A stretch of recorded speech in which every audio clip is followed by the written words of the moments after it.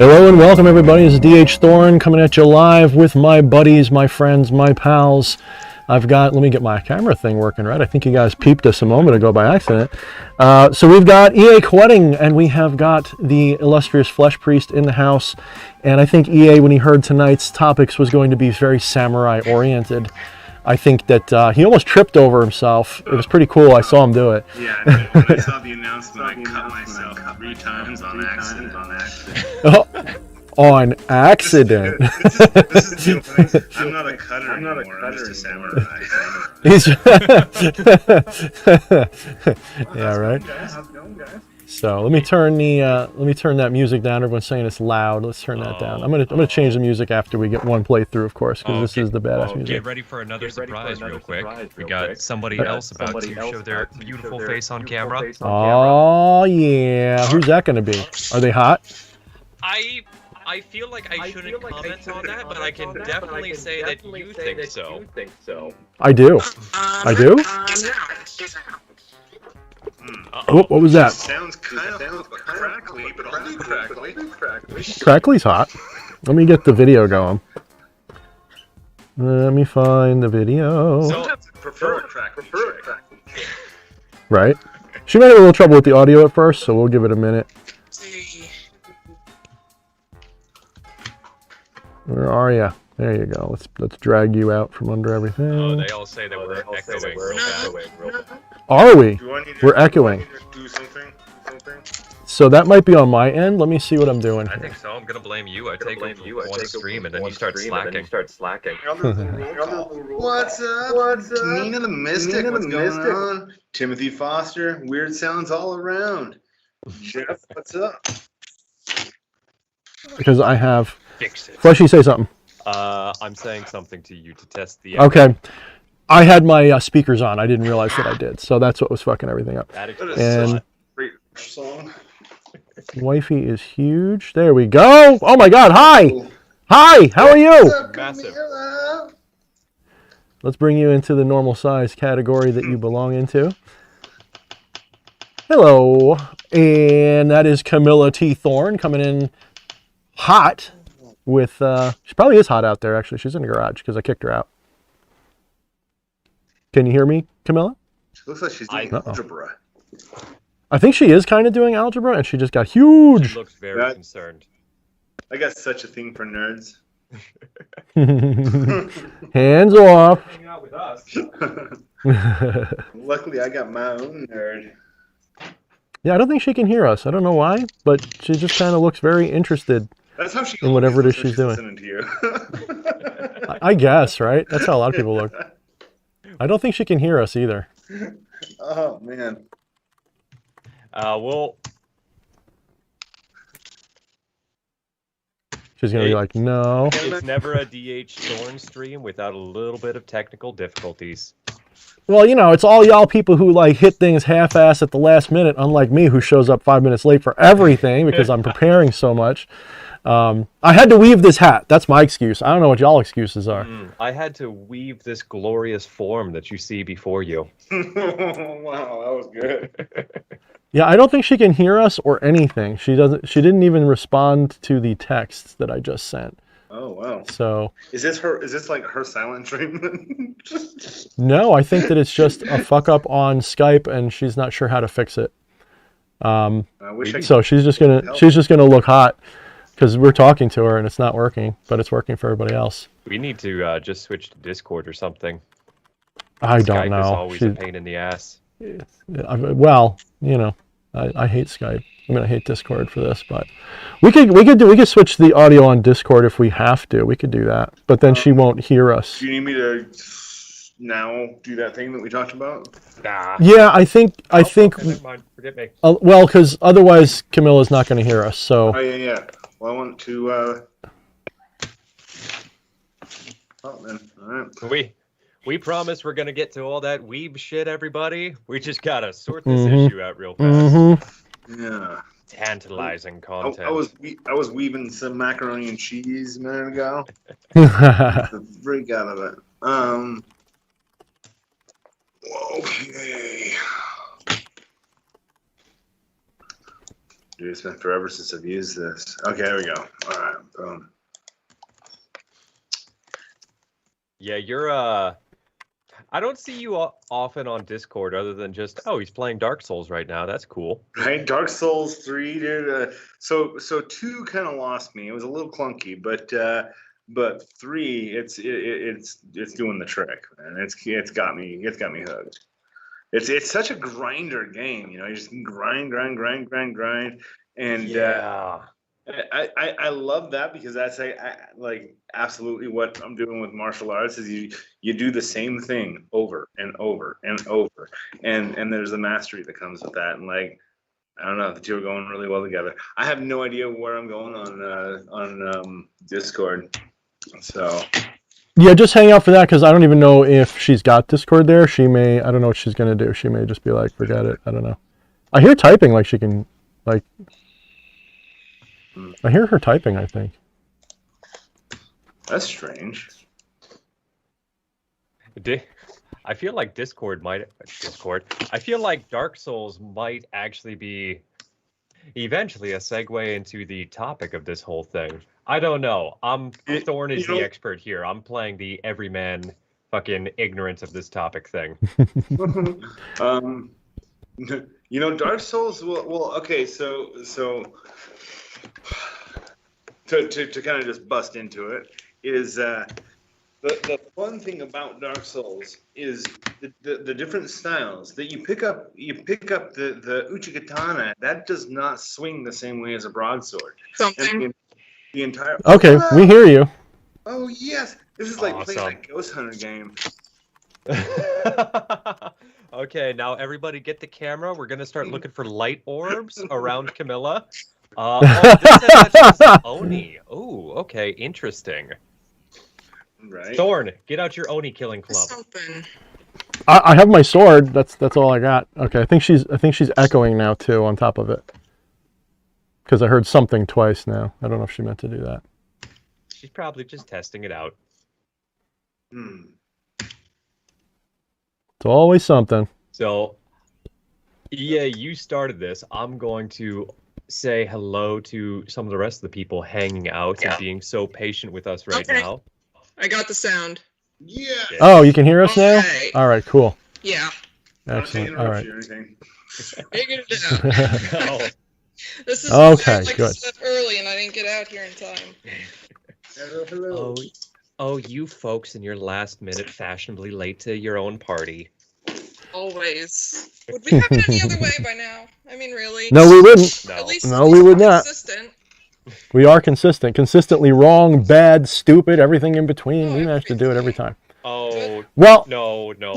Don't speak truths. So let me try this again. Hello, everybody. hello, everybody. Camilla. Ooh.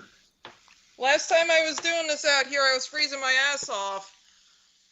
Now it's sweating off. Now I'm sweating my ass off. Your hair looks cute. Thank you. Does look good. I teamed it. We have Patchwork with the super chat says, "Hey, it's been a while, my brothers." Patch. Yeah, I've been Patchwork. missing you, man. It's been a while since we've seen you on here. I hope you're doing well, Have dude. fun again. All right, I'm sharing this far and wide and far, so hopefully we'll pull some more people in here. But we'll start talking about the good stuff in a minute now that most people are showed up. So yeah, how the fuck do you say this guy's name? Miyamoto Musashi? Miyamoto Musashi, yes. Oh, I got it right. Correct. Thank you, Japanese, for being easy to read. It is, especially when you just do the kanji. It's really easy. Well, So- I don't know about that, but I do want to say, it's crazy how some of the most meaningful texts are printed in this trade paperback. The Satanic Bible, the Necronomicon, the Book of Five Rings. Now, it's like it's with such an important book. I was thinking about this today as I was fingering through it. With such an important book, and I'd imagine it just on a pedestal, and you open it up and boom, because the gravity of it is so intense. But just like a lot of the other works, it's largely overlooked. And even though it's like available to everybody, this is the crazy thing: is like, did this dude have any idea how he was going to influence the rest of history. Like, wow. Anyways, I feel Well, probably yes and no. I mean, when a culture invents writing, they really do know it's going to mean something. But I will say that, Japanese, Chinese, they share some themes, they share some stuff. But Japan is interesting because Japan likes to refine everything. Japan likes to take what is complicated and simplify it to its base core elements, which is actually right in my wheelhouse. That's how I kind of prefer life. But I tend to overtalk shit, right? So I'm like the opposite in my actions. But my interest is to have things simplified out into, like, I hate the extraneous nonsense, and one of the things I like about Dokkodo is it kind of hits that like home in a lot of ways. So we'll definitely be talking about Dokkodo, and Dokkodo are the 21 Rules for Life by Miyamoto Musashi. And Miyamoto Musashi is like the most famous swordsman that especially people in the West would ever hear of. There are, of course, many others that are also very important and influential, but Miyamoto Musashi is cool. He's so cool, in fact, that there's one style of martial art, one guy became famous because he was the only person to even remotely beat him, and that was the guy who invented Jodo, or Jo, the method of using the Jo short staff. Because originally he was using a bow and he lost, so he shortened it down to 4 feet or so, armpit length, and then he was able to, the only person to pretty much, some say tie, some say beat Miyamoto Musashi ever in a duel. So it's pretty cool, actually, really cool. Now, you probably want to have some sort of logical sequence to the discussion. However, I would love to. Nope. I would love to logic. Middle of it. I'm going to put my finger right in the center of the pie. Flesh Priest. It was funny your objection to these. I wouldn't even say rules.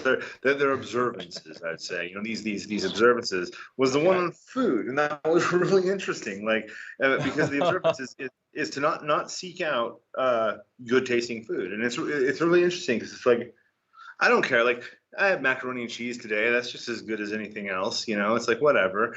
Yeah, but like I can see like specifically for a samurai why you would want to like almost marginalize that kind of thing.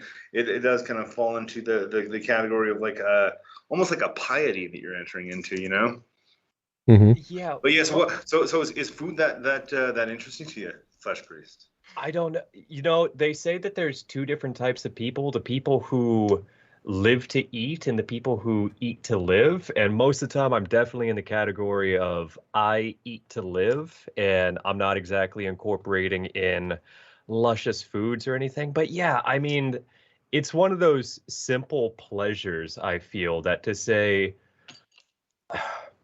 it's good to abstain from seeking out the pleasures, like to just be able to subsist on the simple. Like, not dissing that at all, but I wouldn't want to live my life completely that way. Well, I wonder because it's not saying don't eat good food or don't eat things that are tasty. It's specifically don't seek after. This is actually something. So I saw that a yogi, a friend of mine, Ian, helped me through a lot of ridiculous stuff. One of the things that I was really struggling with was pretty hardcore sex addiction, and what his advice was, don't pursue it. If it falls in your lap, you're gonna do what you're gonna do. But with everything, just stop pursuing things. Okay, just stop pursuing altogether. And so but like I do wonder to look at this value and go, I wonder what it would have taken in his day for somebody to actually pursue good foods.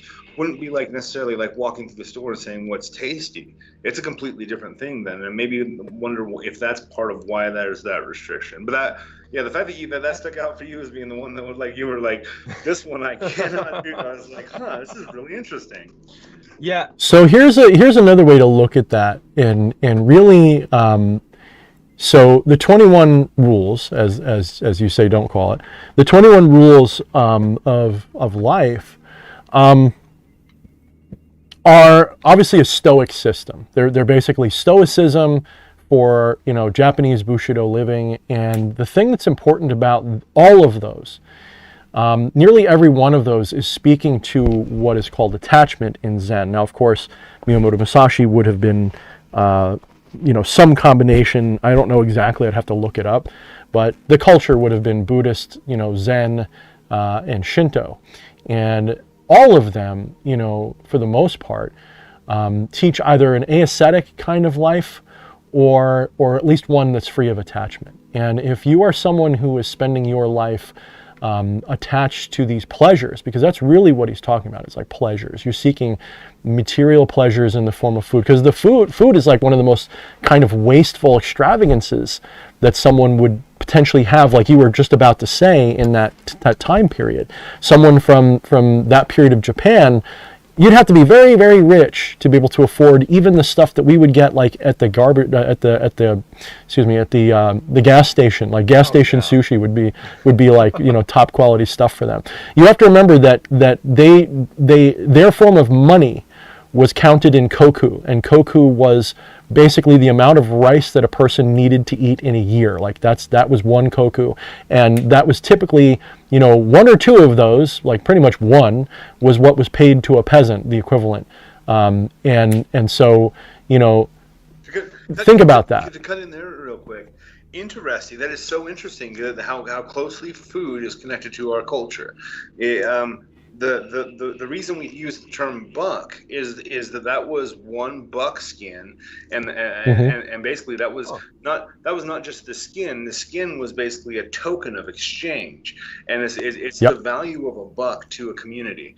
And so that's when people, you don't know the value of a buck. Well, the whole reason we call it buck comes back to really that food culture and the way that's mingled into our most intimate interactions, as far as eating food is a really intimate thing. And so to have that restriction is a really interesting, like, don't pursue that. This is one of the things that Musashi points out over and over and over again is so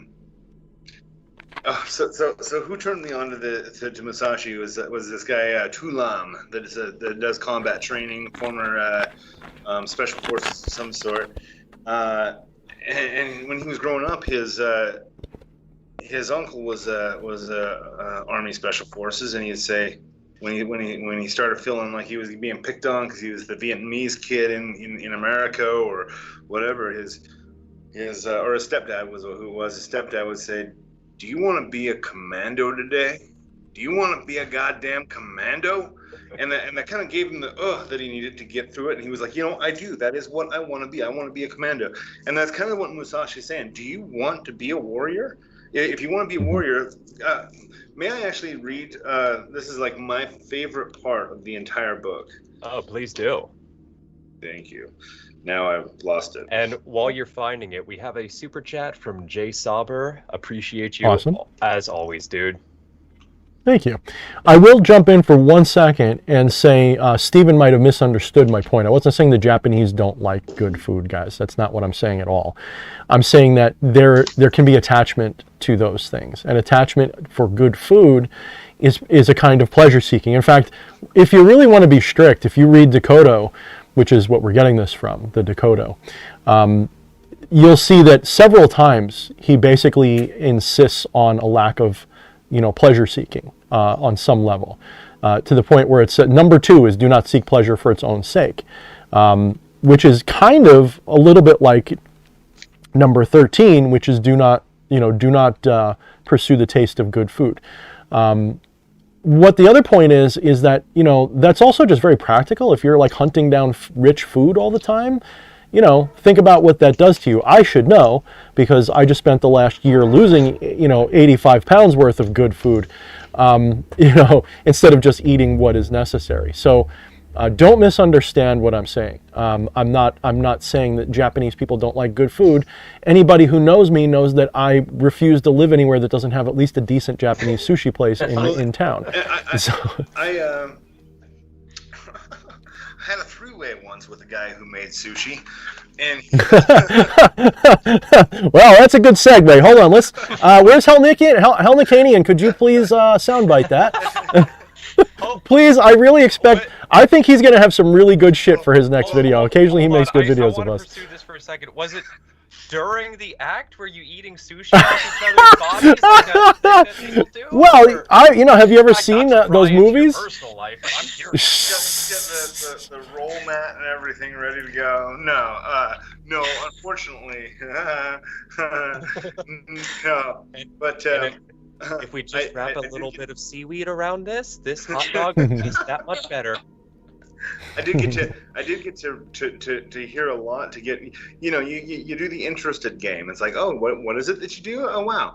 But like understanding the art of it was intense. Where it's like, wait a minute, actually making good food is difficult, and so it's like that's also part of it. Do you want to be a warrior or do you want to be a chef? You can be a chef if you want to go be a chef, but do you want to be a warrior? And so. All right, let me read this. Yes, please. Here.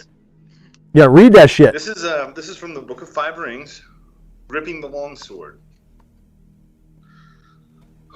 In wielding the longsword, the thumb and forefinger grip lightly. The middle finger grips neither tightly nor loosely, while the fourth and little fingers grip tightly. There should be no slackness in the hand. The long sword should be taken up with the thought that it is something for killing opponents. Let there be no change in your grip even when slashing opponents. Make your grip such that your hand does not flinch. When you strike an opponent's sword, block it or pin it down. Your thumb and forefinger alone should change somewhat, but in any case, you should grip your sword with the thought of killing. Your grip when cutting something to test your blade and your grip when slashing in combat should be no different, gripping the sword as you would kill a man.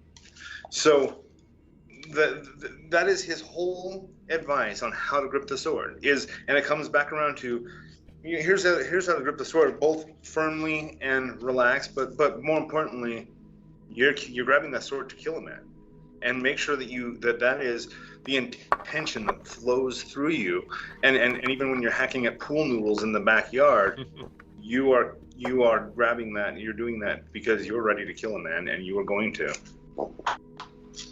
So, I mean, I studied, various martial arts since I was a kid, and we definitely took up the sword quite a bit, especially in my personal time. Like, I had a little bit of formal training, and the rest I had to do on my own to get anywhere really significant with it. And I am a fan of originally Japanese stuff, very weeb, as what she was saying before.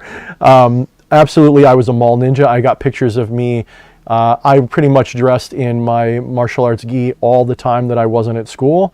And every Halloween I was a ninja every year, and I always insisted on having a real sword and everything else. I wasn't into anime, but I ate, slept, and drank martial arts culture, especially Japanese martial arts culture, all of them. Now, some people were a couple of things I want to pick apart, not on EA's side, but I'll get to that in a minute. Somebody was saying that like the Chinese were not as good as Miyamoto Musashi. Look, there's a lot of hype. There's a lot of, as Fleshy said, weeb shit that goes on. And having studied martial arts from around the world, I am a big fan of European martial arts. And I got to tell you, legends are legends, and Japan is big on legends and myth. Tradition and stuff like that. So it's really a big thing. People will, not to say that he wasn't formidable and incredible. That's not what I'm saying. It's just that this idea that he's the greatest swordsman ever lived. I mean, that's like good marketing. But getting back to what EA said, is when you're training, there are different martial arts principles. You have the principle of martial arts where it is just an art form. It's not about killing for you. It's about disciplining your body, going through the motions, making it pretty, being balanced, and doing it perfectly by the book. Now that's important because that actually carries forth the technique for generations to come. If you can do a kata very well, then the rudimentary information of the method is built into it enough that someone later on could extrapolate that and turn it into actual fighting technique. This is what's happening in European martial arts because so much of that was lost and forgotten. We have plenty of manuals though, and there's a lot of people who apply those perfect little snapshots as they were drawn and described, and they're learning how to use them again properly. So Musashi is quite correct. There's a reason why when you're gripping a katana in particular, that you grip it the way you do. Now, what he described is actually very different from several European styles of gripping a sword. Most European styles, you will grip more with the ring and with your index and thumb. There's several reasons for that. But the katana, specifically, probably because it's curved, has been my finding. The way that you cut with a katana is not a strike; it is a pull. You're pulling through your target. And so when you are gripping mostly with the ring and pinky finger, you're actually, I mean, your left hand is actually doing most of the energy of the cut. The right hand is guiding it, and the left is just kind of doing all the grunt work. That's why actually lefties, go ahead, sweetie. A little bit of a lever. Yeah, Acts as a lever, One hand right? is the pivot, the other's the lever. Yeah, as like a rudder lever, exactly. And you are, of course, here's the thing though.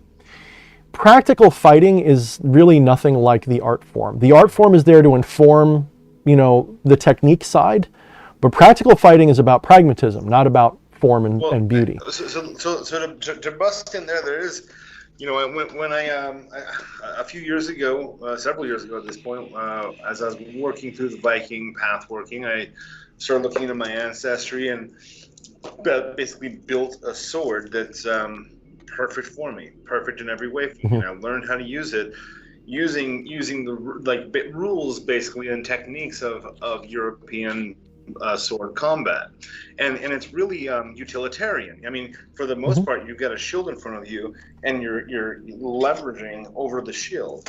The shield's a weapon too. I mean, when you study shield, I mean the shield, especially the Viking shield, since it is just a grip, it's not attached to your arm. That is actually meant to be used so that you can actually thrust through it. So you can actually torque your wrist and thrust through it, and then guard behind it. It's pretty impressive. Unless you're fencing, you're hardly ever bashing swords. Like correct. Swords. Right. That's showmanship for the most part when you see that. Unless it's fencing, fencing is all about. And then even with fencing, it's a da da da da da clack hit. It is a very quick, very similar to if you see competition. I can't remember what I think it's kendo, where they'll go from a kneeling bow to a full strike and death blow, and then they're sheathed and back in the kneel before you even know what happened. It's like, what? I studied Ido for a little bit. I do like Ido. It's actually a very functional system because you really do learn certain things from it that you can't learn from other things. But Marion Eisenberg points out German longsword teaches also to use the ring, the ring and the pinky, and she's correct. That's actually correct. I'm gonna jump in real quick and say Behemoth X just dropped a super chat. Oh fuck! What's up, Behemoth? 6 and an extra digit. Appreciate you, motherfucker. Fuck yeah. So having studied both, they're actually the form that your body takes is almost identical, by the way, between. We'll say the generic longsword and generic katana style are almost identical. They actually have the exact same, in Japanese it's kame, and in English it would be stances or guards. In both of them, they're fundamentally the same. So there's actually... The lineage, so what you were saying, there's a lineage of the tradition that's been passed on that you don't have with the European style. Like it's extremely functional, whereas with Japanese, with all Asian arts, they really became really ceremonialized, and so the art form did preserve the combat form. Even with yoga, quite a bit, where Hatha yoga was actually a military exercise. Yep, that actually, people confuse that, like Hatha yoga. It's pretty funny. Whenever I tell people that magic can be considered a type of yoga, they go, well, I don't do like the weird stretchy things. I'm like, no, the stretchy things is like 5% of what yoga means, guys. It's like maybe 5 or 10% of yoga. That's not even really, that's Hatha yoga, right? So I'm gonna jump in real quick. Our other guest is ready in just a minute. Oh, sweet. And we also have a super chat from Scarlett Bales with that inverted 666 and an extra digit. Fuck yeah. Just dropping by to say hello and show support. Can't stay tonight, but I definitely miss hanging out on Thursday nights. We love you, Scarlett. Yeah. Thank you so much. I hope you're doing better. I hope you're doing good. Yeah. So, but I mean, I love the sword. The sword and the staff are utterly like, they're just my thing. Like, that's just like, can we go to a world without guns, please? Because I would clean up at that point. I'd be happy as shit. Give me my clubs, give me my swords, give me my staffs. You would get rid of all of your guns.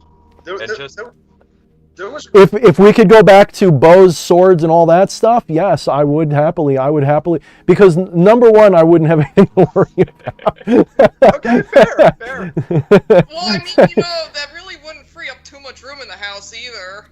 No, not really. So one of the coolest principles, and this is the really cool principle. Even when you're picking up the sword with the intention to kill, the greatest form of martial arts is what he calls the technique of no sword. Correct. And that's to the point that it's not. I mean, the first level of that you can see is like you can use any weapon, anything around you as weapon. But the greater thing is you've already maneuvered the situation that you don't need to ever draw a sword, and that's the greatest form of martial arts. And that's very much Sun Tzu. I mean, he's pretty much invoking Sun Tzu very well, because there's actually a story of Miyamoto Musashi where he's on a boat and this drunken, ruffian samurai guy gets on, which is already kind of funny because samurai we're not supposed to drink.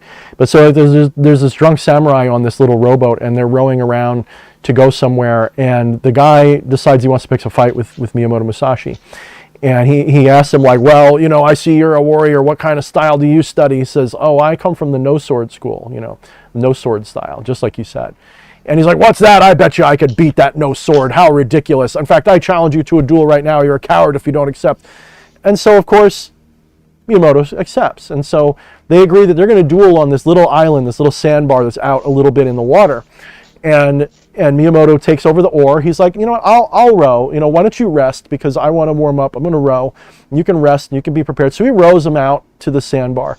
And he says, by all means, please be my guest. Get off first. I'll help you off the boat. He helps him off the boat.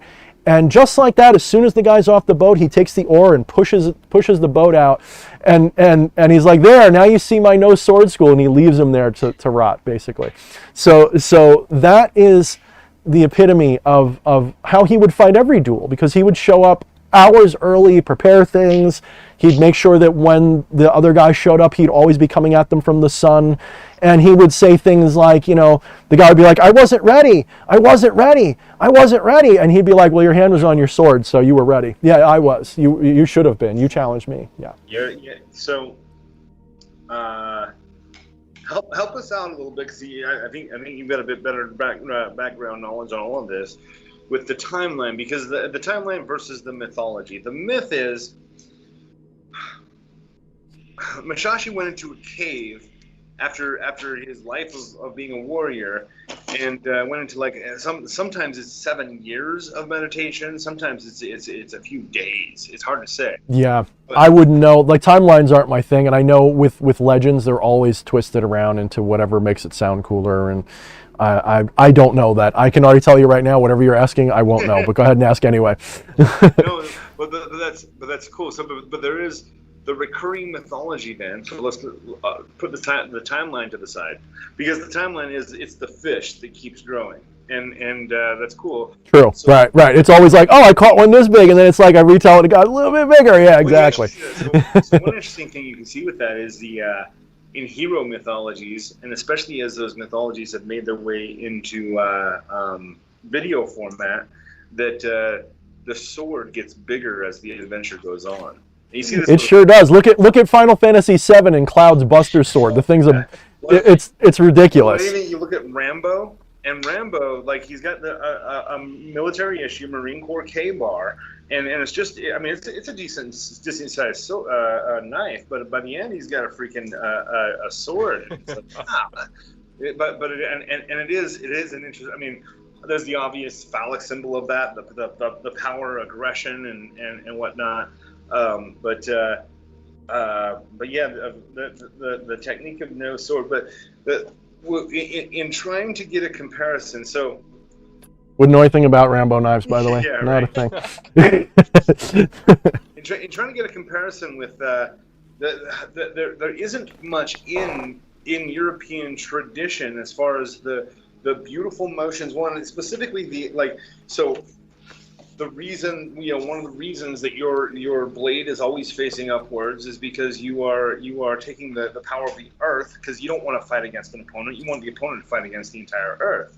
And moving it upwards, the blade is pointed upwards, moving it towards the sky dissipating, and there's all kinds of mythology that's built deep within it. Yes, that especially in Japanese. In fact, everything, even from the little ornaments, the Minuki and stuff on the handle, these are actually, the way we have them are from Edo. The period that we think of them are from Edo, which means this little ornament that's on the hilt here, I don't know if you guys can see it. I'll bring it up close. That little ornament is on the wrong side if this was the Sengoku period, because it actually is supposed to go into your palm to fill that little space in your palm, actually. So Edo was a period of peace, so it became fashionable to wear it on that side. Do you know why? Because that's the side that faces out when you're walking around. So when you have it on your hip, that side is facing out, whereas in wartime, you don't care if anybody can see it. You want to be able to, it improves the grip a little bit, because if you ever feel the way a katana handle feels, that actually is a little bump that can actually kind of feel funky on your fingers, depending upon the length of your fingers. But if you hold it the other way, which is not comfortable because of the curve of the blade, but let's put our hands down at this end. You put it here, now it's filling the palm swell. It's a palm swell for your hand. That's what it's for. It's not just decorative. So there's so much stuff, like you said, that we think of about the katana, for example, that is completely dependent upon the time period, and the time period that most Westerners in particular are aware of is Edo. We don't really know much about Sengoku over here. We don't care, because when we think of samurai, we don't think of Sengoku period samurai. We only think of Edo, and that actually influences the blade shape and design from Japanese swords as well, because if you go to, again, the Sengoku period, there are dozens and dozens of different variations of the geometry of the katana blade, whereas in Edo they're mostly the same, because they don't have to deal with armor really anymore. It's all dueling. They're a little bit more robust. They're made for test cutting to look cool. So there's a lot of things that are different. It's literally the peacetime sword that we know. That's the one that we know the best. And it's actually not necessarily even the best one. No, Kainen, I have a special request. If you do end up chopping up this video, give EA the same treatment that you gave me. You know what I'm talking about. Yeah, do it. And to be brutally honest, after having studied, historical European styles, what you were saying before, you were starting to say about the artistry, look up Fiore de Libri, look up some of these styles, look up on YouTube, there's actually a channel that reenacts them, and it blows anything I've seen for Japanese reenactment away. And it's all really good, full contact, and it's gloriously beautiful. So the different styles of longsword, the longsword is just as elegant. In fact, I prefer it now. After having learned both, there are things that I learned from the katana that I take to the longsword, but the longsword, depending on the type, because there's all different sizes, there's no one thing called a longsword. I have several different, some are longer, some are shorter. But the longsword can either feel big and clunky, or just like, or better, because katana is actually very point heavy, because it's a chopping sword, it's a slicing sword. So it's actually more point heavy than my preferred style of longsword, which is actually more balanced towards the hilt, which means the tip is quicker. So it cuts actually still very well, but now I can thrust better. So it's even more effective, it's more dangerous. So I like them all, though. I'm not saying one's bad, but... So I love... I've got a broadsword. Even it's funny because these terms are there's so much overlap. But I've got a broadsword on its way. I was hoping it would be here by today. I'm sitting here watching the mail. But who made it? But yeah, I'm playing with different swords, and I'll tell you what. At this point, if I were to be running into an actual combat scenario in which I would need a sword that's going to last for me, it'd be my Viking sword. It is 100%. Well, it can be sharpened. That's one thing. It can be sharpened. It can be worked. It can be. It's definitely easier to sharpen those swords than a katana, because those you got to do a certain way. You can't just. Yeah. Whereas with a Viking sword, it is. Even if it's a blunt instrument, it's a damn good blunt instrument. The flexibility of it as well. If it's tempered steel, then you're going to have a really good flex to it, which you just don't have with a katana.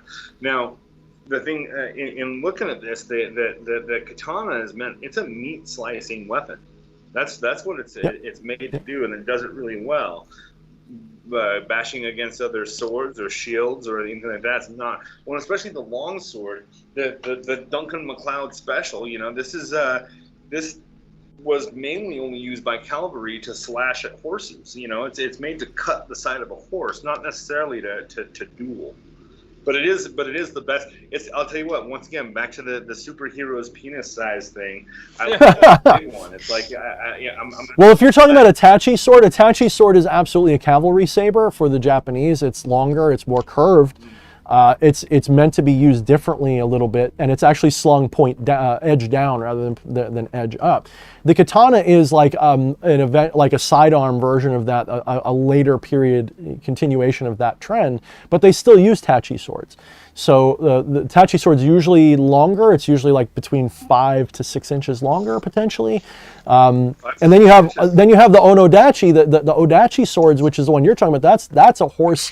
That'll take legs off. Like that'll chop that's basically a claymore. It's a Japanese claymore. It's the same idea. The horse cleaver. Camilla knows all about that. The horse cleavers? Yeah.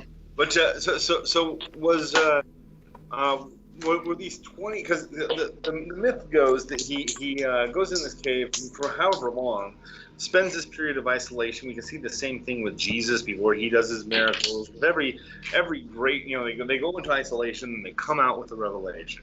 And it's always like 7. There's always a 7 in there. There's a reason for that. But go ahead. Yeah.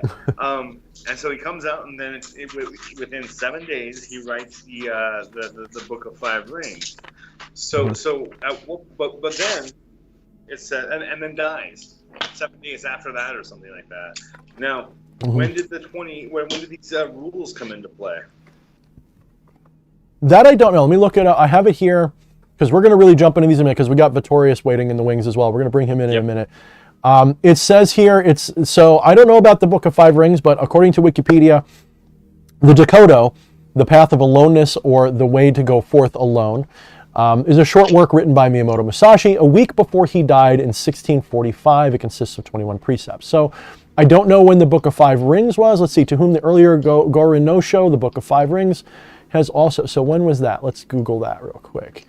Because that's what, I don't memorize dates, I use the internet. 1643, so he wrote that a full 2 years before Dokkodo. So Book of Five Rings was when he was still pretty healthy. Dude, by comparison. I can't wait to be reincarnated at some point in the future and hear the kinds of rumors people started about me. That's why I said in my first book, Become the Maelstrom, I have this fantasy. I think about people like 200-300 years from now reading my books and going, what the fuck? I really look forward to seeing that in whatever incarnation I have at the time. I know. I told Thorne, and I'll tell you too, EA. This is my long-term plan. I'm just nestling in with you motherfuckers that when you guys pass, I can just spread the cult. Just be like, oh yes, I was close to them. This is totally how they meant everything to be interpreted. Trust me. Yeah. Yeah, just slithering in. I am so on the shoulder of giants. Just a brief bump on that 7 thing, because that is an important thing. 7 being the planetary number, of course, the number of the sun, moon, stars, and sun, moon, planets, etc. So there's a reason for that, because in some of the most esoteric lore, you basically, just like in the Necronomicon, you're meant to work through the 7 spheres, and then you face the Ouroboros, the Karanzan, and you die and are reborn as an immortal god. That's basically what's happening. So you are meant to go through the 7 different hells, the 7 different spheres, the 7 different challenges, 7 different strifes, all of that. That's kind of, every culture's got some version of that. Now that might not be why the Japanese do that, though. There might be a completely different reason for that for them, because I don't think that they were quite as much into astrology as Western people were, but I wouldn't be too surprised at the same time. They were very big on the, the Mitsubishi symbol, being the sign of the Pleiades, which of course is the 7 sisters. So that might have been their reasoning. I don't know exactly. But they were big on. Well, I don't know about the Japanese specifically, but the I Ching is 100% mathematical system, and it could potentially be a map of time. I mean, we're looking at the time scale. Yeah.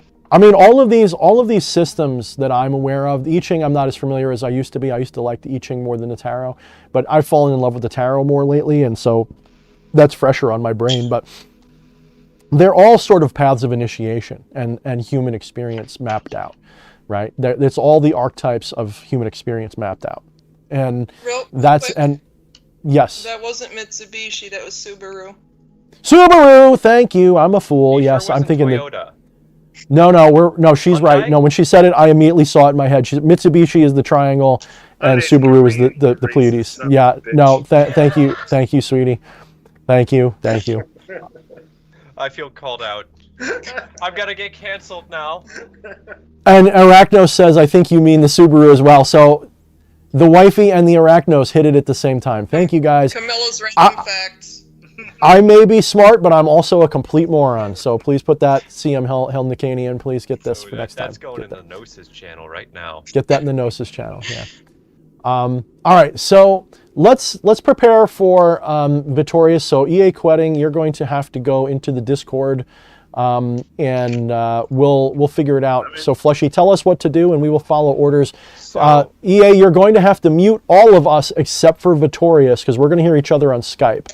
So you're going to have to mute us on Discord completely. So if you glorious motherfuckers can go to our Sanctum of Shadows channel on Discord, there's a channel in there called Livestream Call-In. You'll know it's the right one because I'm already hanging out in there. And you'll just click on that to join, and the moment that you get in, Mute everybody. yeah, just right click on everybody's name and you can drag their volume all the way to 0. That way you won't hear a horrible echo. I don't But know. make sure you don't mute. It says Make sure you the don't- channel's full. It's reached the maximum number of people. Yeah, I can't join. Oh, I'm sorry. Just jump in like party room 3 or something. I'll drag you guys in. I forgot about that. Yeah, he'll fix it. Yeah, I think because you have to be yeah. admin. Vittorious is in room 1. I'll just jump in with him, maybe? Nope.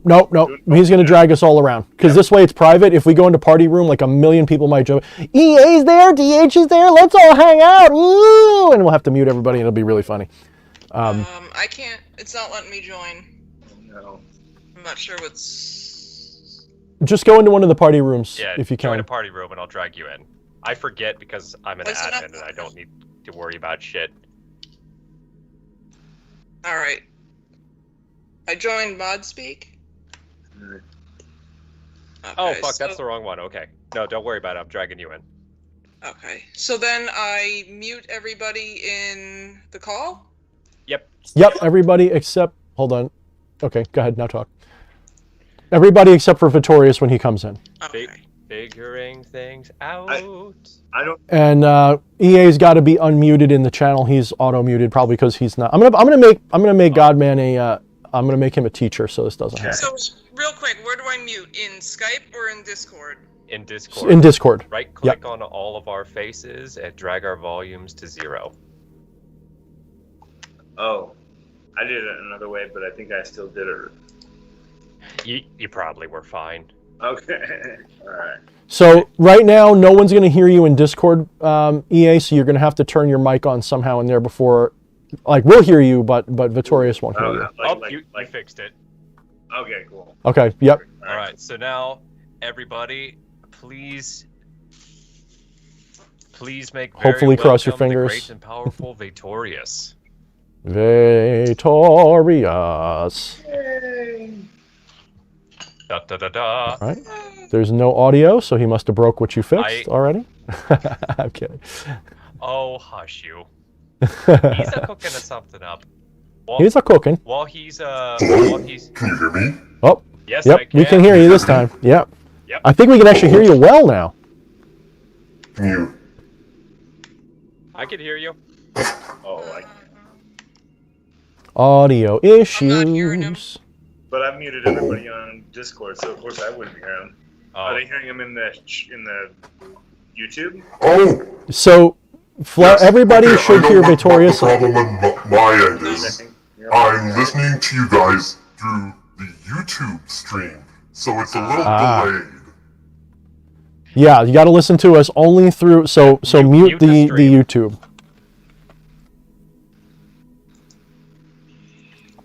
we're professionals. We don't know anything like what we're doing. You know, being a professional means not really knowing how to do it. It just means you know how to make it happen anyway. The guy that I learned roofing from when I was 14 years old, my dad made me go out doing roofing into the summer in Vegas, and that was his whole thing. He would start a job and just go like research how to do roofing and learn how to do it at the library, and then go put it on the application. Of course, I know how to do roofing, and figures it out. And it's like, for the most part, I mean, unless you're doing nuclear engineering or something, you can figure shit out. You can figure out a nuclear sub halfway through. Nothing can go Sure. wrong. It's Yeah, good. exactly. So, EA, Victorious can't hear you. You have to adjust something on Discord because you're not transmitting on Discord at all. You probably have to select your microphone on Discord. That's probably all you got to do. You know what? Because I'm not hearing him either. Can you hear me though? I can hear everybody else. Okay. I can hear everybody, Okay, but it's just like... drop your volumes down. Give me 1 second. Chaos. Ooh.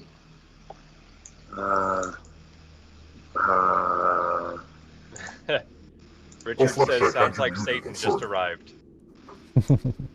So we'll focus on we'll focus on Victorious while EA gets his shit sorted. Victorious, welcome. It sounds like we can understand you this time. It sounds like you got your demons in order down there. You must have whipped them into shape a little bit better.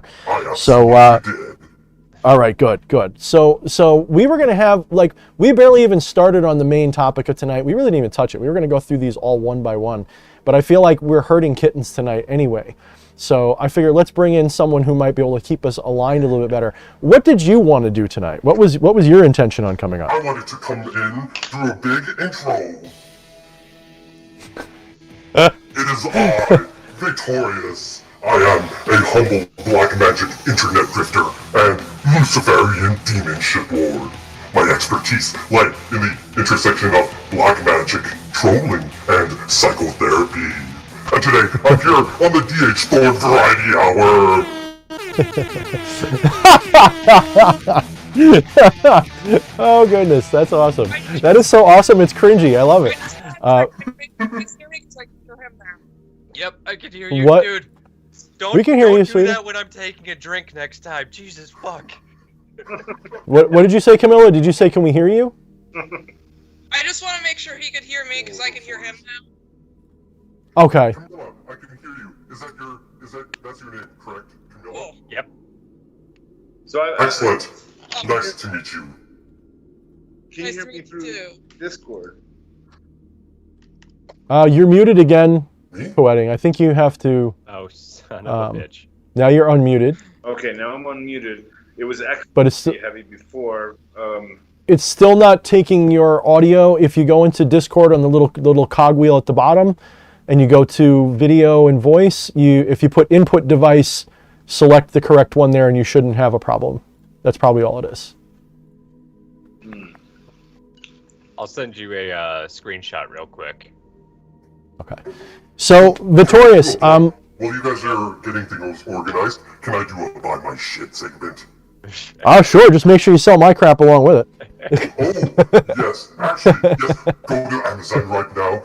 Get, what was it? The Necronomicon. Not the Necronomicon. The Shadow Nomicon. And Yeah, that's more like it. Vampire. This is the vampire book as well. You can buy all 3 of them. Yeah, I'll show that. Yeah, Shadownomicon, guys. If you love me, here you go. You can pick that up, but we'll talk about that later. So, Victorious, go ahead. Tell us what you do. Tell us why you're here, and we'll talk about that. My name is Victorious, and I am a humble black magic internet grifter and Luciferian demon shitlord. And I'm here to talk to you about psychotherapy. Psychotherapy. Oh, okay. Yes. So how does psychotherapy My expertise lay in the relate? intersection of black magic, psychotherapy, and black magic, trolling, and Black psychotherapy. magic. Okay. What about the 21 points, the 21 precepts from Dokkodo? Would you say that there's any psychiatric value or psychological, any value there to you in your? Value. Okay. And I'm ambivalent to it because some of the things are there I can shake my head at, and some of the things I see are actually very applicable to therapy and various amounts of disorders. So You're saying there's things you can shake your head at. Ooh, Yes. I want to hear these. So let's go through these one at a time. Who wants to be the person who reads them in a beautiful, smooth voice like they vape a lot? Oh well, there's two vapists currently on stream. There's two vapor. Push, we're talking about you. Just read it. There's two people who hit the Nick Dick, right? Accept everything just the way it is. That's number one. Accept everything just the way it is. I think that's So that's bullshit. number one. You should Okay. change Oh. whatever you seek to change. Well, hold on. Acceptance doesn't mean that you don't change it. There is a difference Well, here. that's what accept means. Let's Google what accept means. I'm currently doing the Lucifuge path working, so I have an obsession with words and what they mean. Go to bulk.co/Lucifuge to open Lucifuge's gate. So let's also remember that this was originally written. Let's remember this was also originally written in Japanese. But acceptance doesn't necessarily mean that you don't necessarily try to change things. Acceptance means you permit yourself to endure, is what it's really saying. It's not the same. It's not the same thing as saying don't change things. In fact, if you want to make changes, you need to endure a lot of shit. So what it's saying. Definition. Let's see. Consent. Accept. Consent to receive a thing. Believe. Correct. Or Consent to receive. Recognize as valid. To recognize.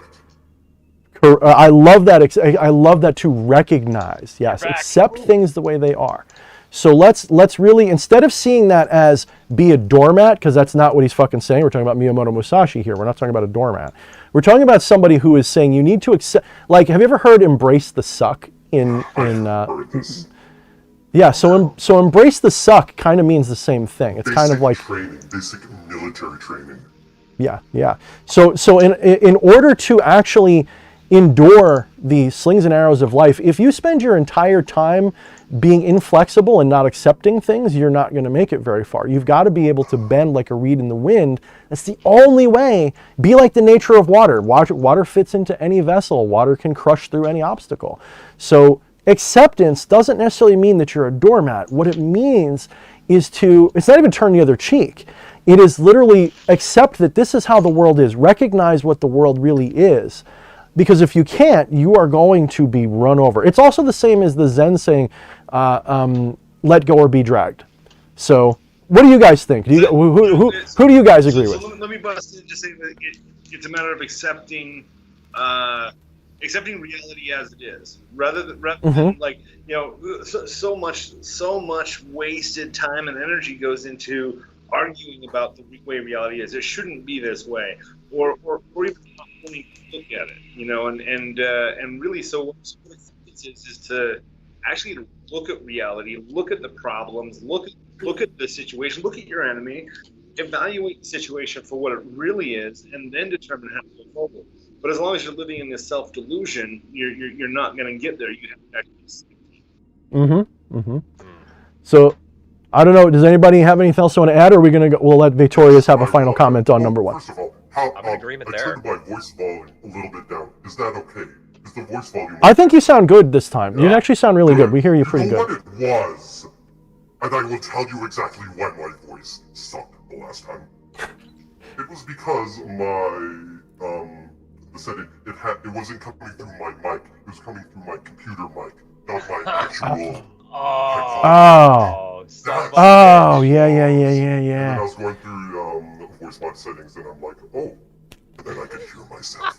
And then it came through, and I know we might actually get some. In the darknet. I might have Fleshy start doing soundboard stuff with like canned audiences and laughter and stuff for just the occasional the gag reels. So don't be surprised. I love you so much. Please have some of my babies, at least one of them. Yeah, Victorious has us on that front tonight. All right, beautiful. Oh, you got the soundboard. Okay.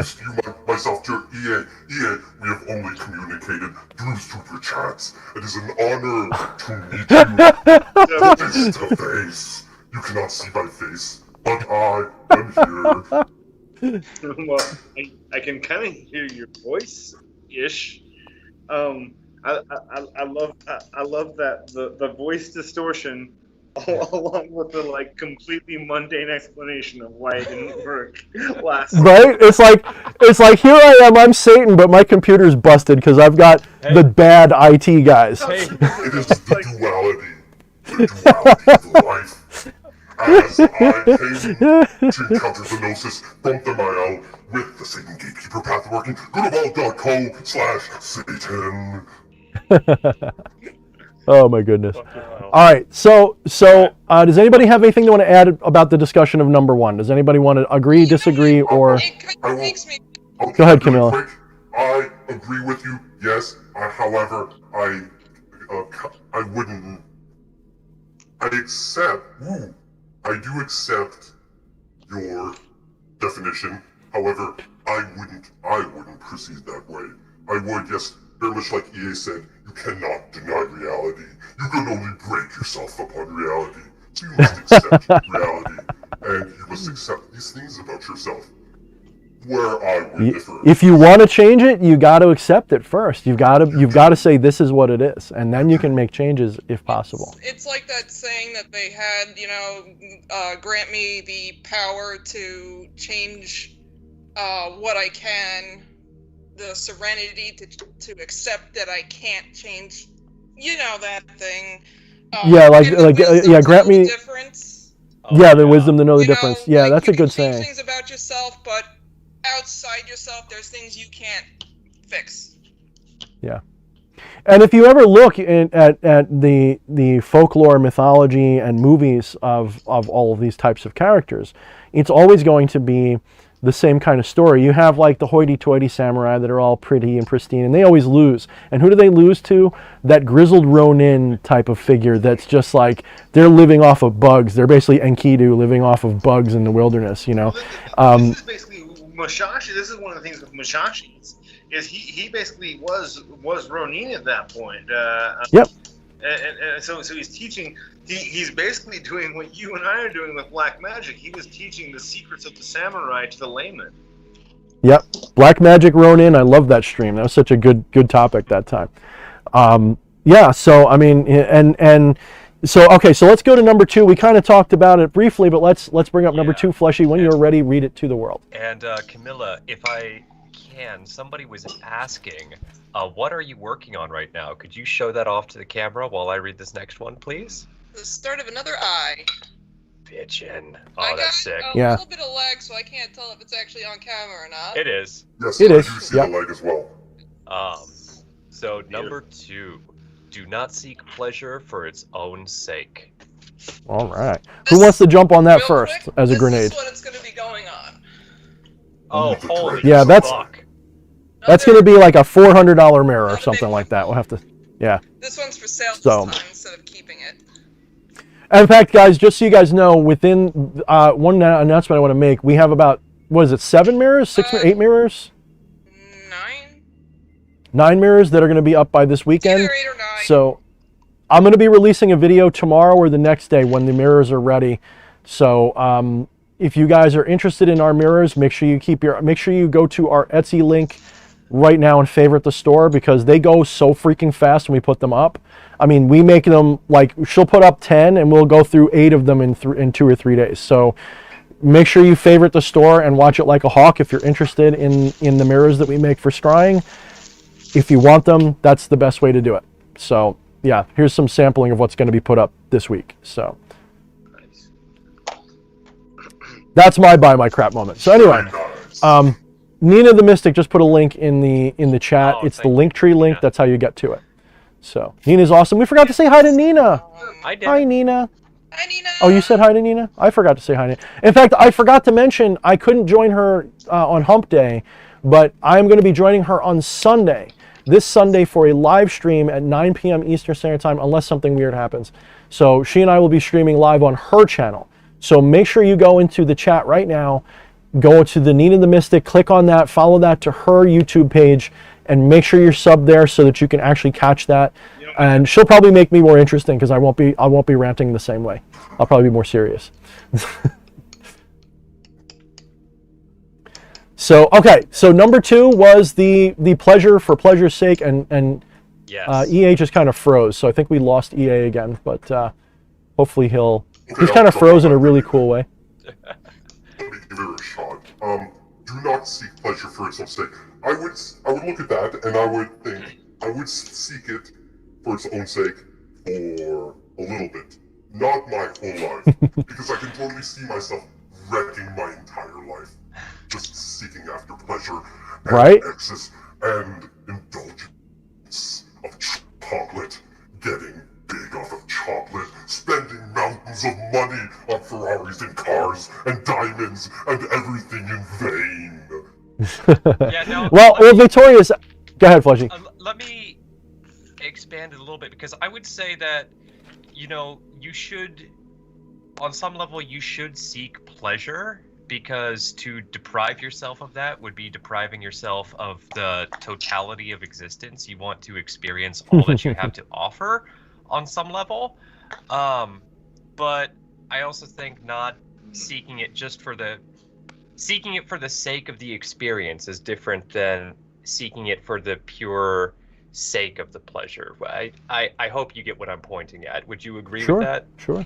That is a good distinction, yes. I think people can overthink that one a little bit, but I do think that the point there is that people will, become prey to their little base desires rather than. So when we say we don't seek pleasure for pleasure's sake, that of course doesn't mean you don't have pleasure, and it actually doesn't even mean that you refrain from doing things that give you pleasure either.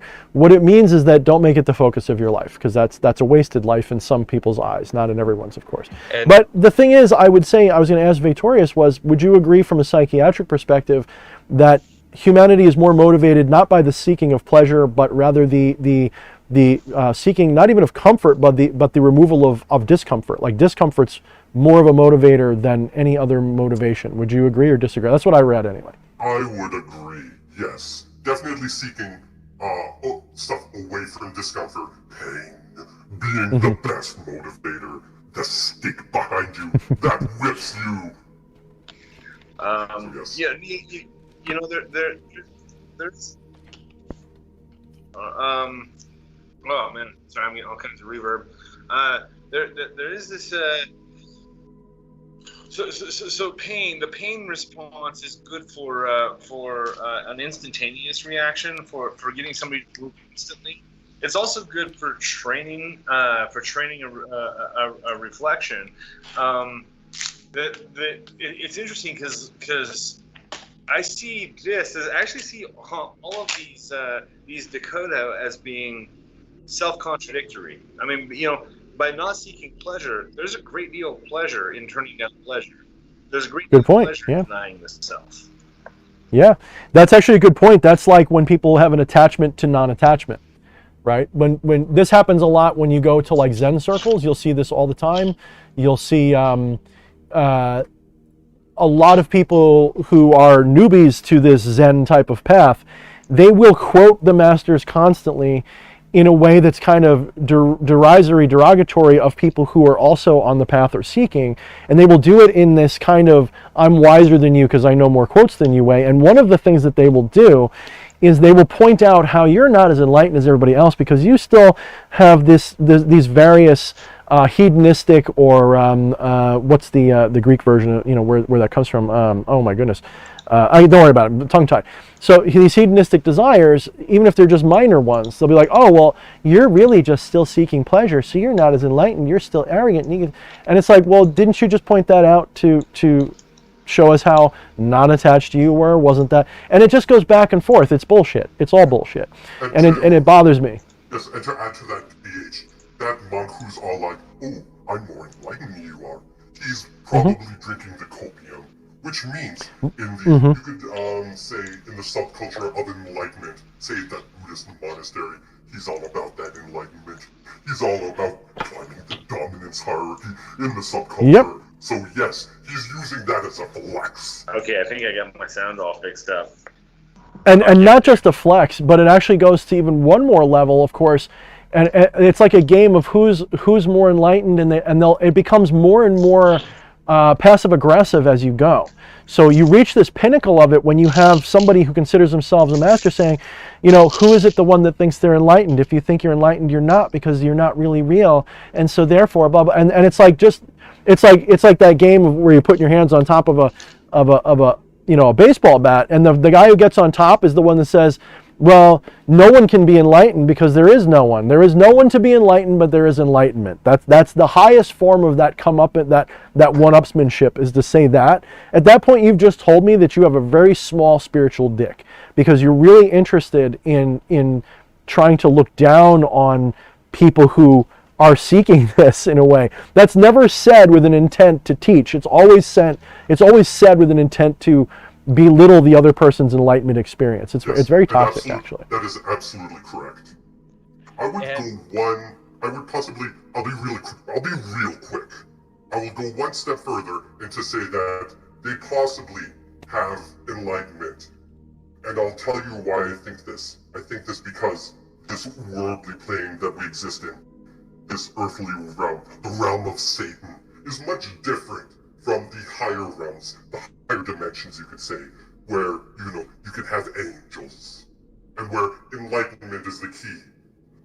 Somebody, I think, could have that enlightenment, but when we're put in these bodies, we're incarnated in them, we have this reptilian base in the brain, where we have to, like I said, climb the dominance hierarchy.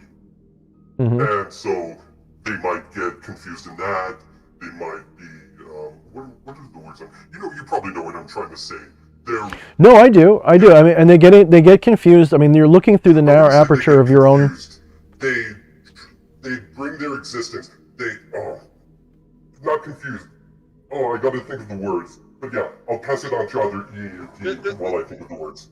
I think you know what I mean, though, correct? With everything, there comes a willingness, and this goes back to the first rule of accepting your reality. And so, like, there are a ton of people that just simply aren't willing to push themselves at all, or to look into the dark places of their own psyche, or whatever. And there are those of us that are willing to just dive in. And so I think yeah. You know, yeah, it's almost disempowering to just to like, it's not even.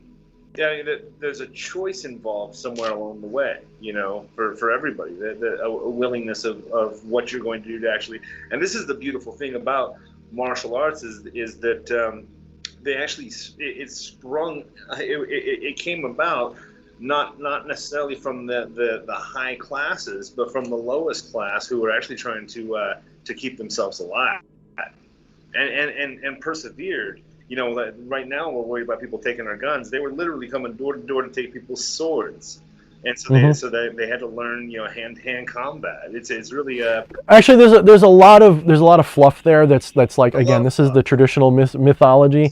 It's not entirely wrong. There's absolutely martial arts that are based on that principle. But if you go to Japan, there was actually a very tiny. Oh, sorry. I'll let you go, DH. There was actually only a very short period of time where you weren't allowed to own a sword in Japan. Prior to the Meiji Restoration, you were actually allowed to own a sword pretty much always. The sword you were allowed to own, I actually own one that was pretty much, this would have been fine. So everybody, civilian or otherwise, could own this. It's basically a chikotu or a chikoto or a kokatana or anything under a certain length. And this is actually way more practical. It's just not really good for dueling. So if you're living as a Japanese person in that period, and you could be lucky enough to afford this fucker, you could carry one of these even without being a samurai.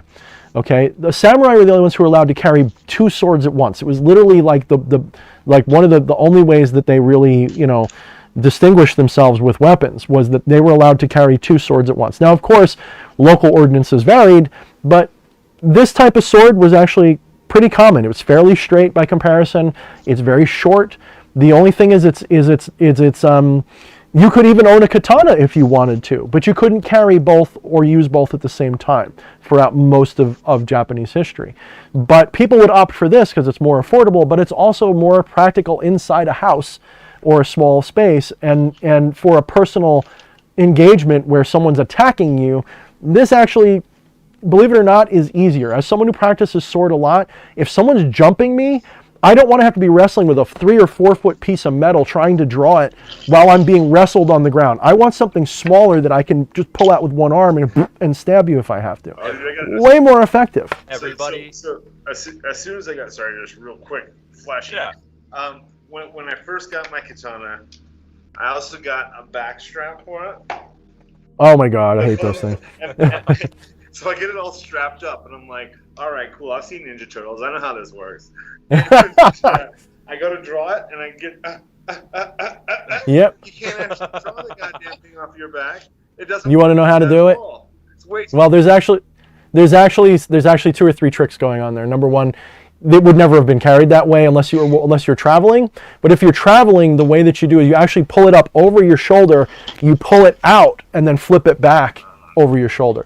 So I can't really demonstrate because I don't have one here, but if I was to carry this on my back like that, because you might do that if you're going on a long distance walk, you might have it on your shoulder. So what you actually do is you pull the strapping down all the way. You'd probably have it on the other shoulder, to be brutally honest. You bring it down this way, and then you can draw it like that, and then you can do it. It's actually, that's the only practical way to do it from the traditional style. But what you're actually seeing is when you would carry a sword like this, you'd have it thrust through your belt. When you draw it, after you've drawn it, and you're in the middle of, if you have the moment to do it, you'd actually take the saya, which is what the scabbard's called, you'd flip it around so that it's actually behind you, so it's not getting in the way of your movements with your arms and all the other stuff. So that often completely fucked up my life. Yes, it did. It completely ruined your life. I totally agree, because I had the same problem. Why do you think I know? I tried to figure it out for years, and I looked it all up, and then finally someone with right knowledge told me. I typed into YouTube samurai music, epic samurai music. And so I got some epic samurai music playing. I got my katana strapped to my back. Yep. Sailboat. Well, at least you didn't, so no, for sure. At least you didn't go to a Ren fair with it like I did. Oh man. Yeah, try everything out in the backyard before Ren fair for sure. I had two of them strapped to my back, one on each side. Talk about an epic fail. Then also there's the Chinese style where they would actually wear the gen that they would use, whether it was the because different periods, different styles. Actually, the katana is basically a version of a Chinese sword. Believe it or not, it's actually a toe. I forget. I'll have to look it up. But there's a Tang Dynasty gen basically, and it's a single edge. It looks like a literally a ninja sword because it's pretty much perfectly straight with that really beveled sharp point, which I actually have one in the bedroom. It's actually a really good sword, and the Japanese took that idea. But anyway, they would carry it horizontally, at least the scholars would, across their back, and it would be behind them so that the handle was over here. And if they got into a situation, they would grab with this arm, pull it around to the front, draw it across, and push it back. So that's another reason why you maybe have the artistic styling of the katana on the back or the sword on the back, because there are actually ways to do it. You can actually take, say, a wakizashi, for example, or that shorter sword I talked about, put it horizontally through your belt behind you and draw it from the back. You can do that. It's not impossible at all. It's actually quite practical.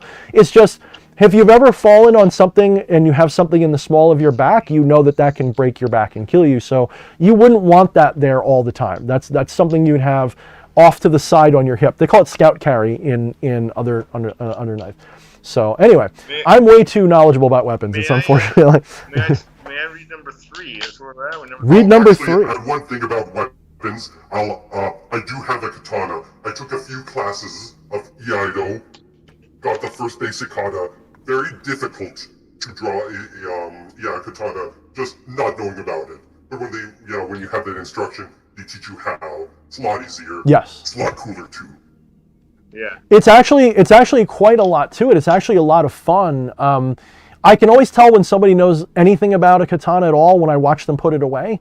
Not so much like I do it the stupid way too, where I aim it. That's not how you're supposed to slide it across. But the thing that I look for is when they put it all the way away, do they slam it like an idiot, or do they put it in and let it seat? If you seat it gently and you actually leave a little gap, you're doing it right, because you're not trying to wear out the koiguchi, the mouth of the saya. You want to put it in and just let it rest so that it's firm. That's it. If I see somebody go clang, I go, idiot. There's going to be Well, Ninja. so much great out of context shit for this stream. And EA, would you please read the next one? Yes. Number 3. Now this is like all of them. It's very interesting, and I think we can really unpack it. Do not, under any circumstances, depend on a partial filling. Now this is really interesting because so don't under any circumstances depend on a partial feeling. He's not saying on partial evidence, on partial knowledge, but specifically partial feeling. In other words, so doing, for instance, I'm going to take this into the realm of black magic because that's everything for me. I know we haven't done that yet. Let's do that. Take it into black magic. Well, I don't care how much somebody pays me or how much I want something to happen. I can sit down for a ritual and I just don't feel it. And if you're not feeling it 100%, it's not going to happen. And correct. As the person who's doing the ritual or having a ritual done, how much are you feeling it? Are you really feeling it to the point that you're going to do whatever it takes? If so, this ritual is going to work. If it's anything less than 100% commitment, I'm sorry, no luck. It is at that point a crapshoot. But once you have 100% commitment, where there is, Satan's fucking famous lines to me was when I asked him, how far are you going to take me? He says, how far are you willing to go? Yes, it is like that. There is that open pit of you're going to have to take those steps. I couldn't agree more, especially with regard to doing ritual. I couldn't agree more, especially with regard to doing ritual. Feeling is 9/10 of ritual in a lot of ways. You can do all the prep you want and all the book learning you want. Magic is more like performance art. It's actually a type of performance art, in my opinion. It's just you're performing for your soul and your divinity at the time when you're doing it. So when you're doing this, if there's no feeling in it, you're like an actor who's just going, And then Juliet Romeo down. Yes, said, yeah. Oh, I couldn't think of a line. Romeo, oh, yes. how art thou?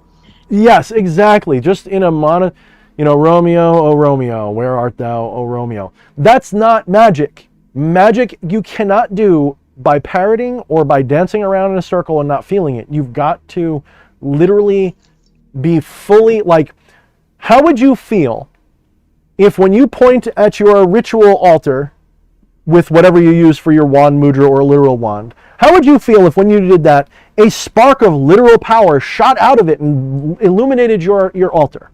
You would feel like, holy shit, this is awesome. If you don't feel that way in the ritual, you're doing it wrong. You've got to feel something like that. Not only that, you've got to feel the energy moving too. You've got to feel that charge, whatever that is to you. Yep. But you got to feel things, right? It can't be a partial feeling. And also, like EA said, one of the reasons I turn so much work down is because I go by my feelings. When somebody asks me, Thorne, could you do a ritual for me? If I feel like, yeah, no, it's probably not going to work, actually, because the stars are aligned a certain way. You're going through something. My magic can't fix it for you because you've got to fix it. You've got to be fixed. I can help you with that, but I can't just snap my fingers and bring your girlfriend back, bro. You are the problem, not the girl, not the situation. That is the thing, is that the one thing you can count on changing is you. If you've done a ritual, right. That is the one thing you can count on changing. All the external circumstances, the things that you... I had a client hit me up with a consultation just today. He had me do a ritual for him. It went exactly like he needed and wanted it to secretly. He wanted an abusive person back in his life who had already passed. And so I gave him a bunch of demons, and they filled that role perfectly for him. And, Can I ask you a question, EA? When you said he secretly wanted when you said he secretly wanted in the ritual, did he tell you in a email, hey, I want XYZ, but he secretly wanted A, B, and C? So I got to do a consultation with him before the ritual and then after. And in the before ritual, he said, I want this person back. I did the ritual, and in the ritual, I just locked on to the fact. Well, here's the energy pattern that you're looking for. Here's what you need. It will be supplied, and I don't know how, but the demon's going to bring it to you. Turns out he becomes tormented by the demons that have been called, and so while I'm talking to him in the second consultation, the follow up, he's like, this is exactly everything I've ever wanted.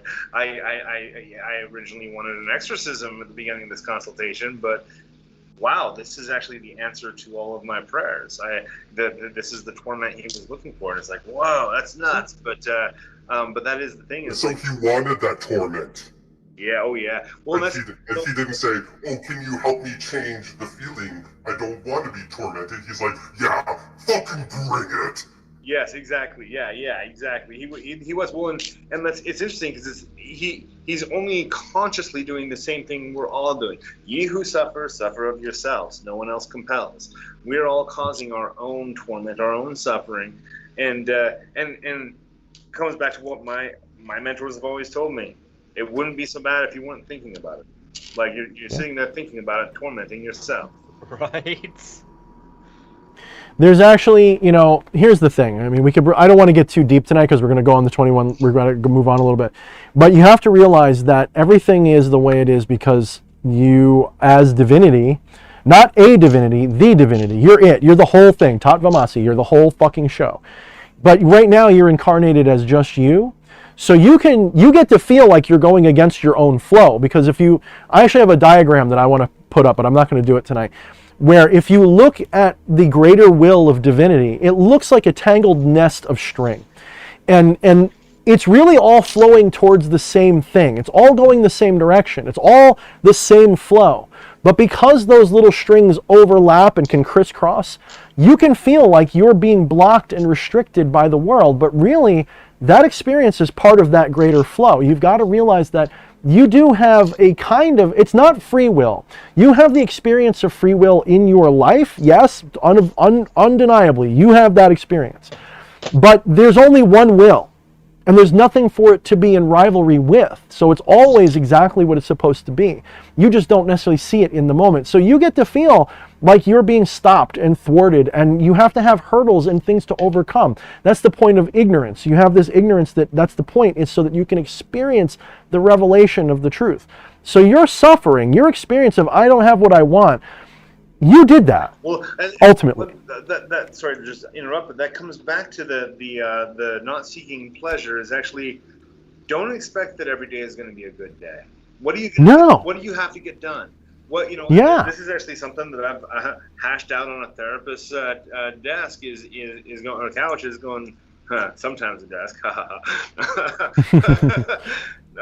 but worked out with the therapist is this question of am I happy and really it's are you engaged in meaningful things and are you helping people right. Think about that more than are you happy. In fact, I'm going to find that picture right now, just so I can put it up while you guys are talking. Well, I told someone very recently, we were talking, and not that they were asking for this, but we were talking, and I said, I just got the message from wherever I get my messages from that said, tell this person that you're not here to fix it for them. Like you're not here to make it better. The world is not meant to be better for you. You're going through this misery and torment for a very good reason.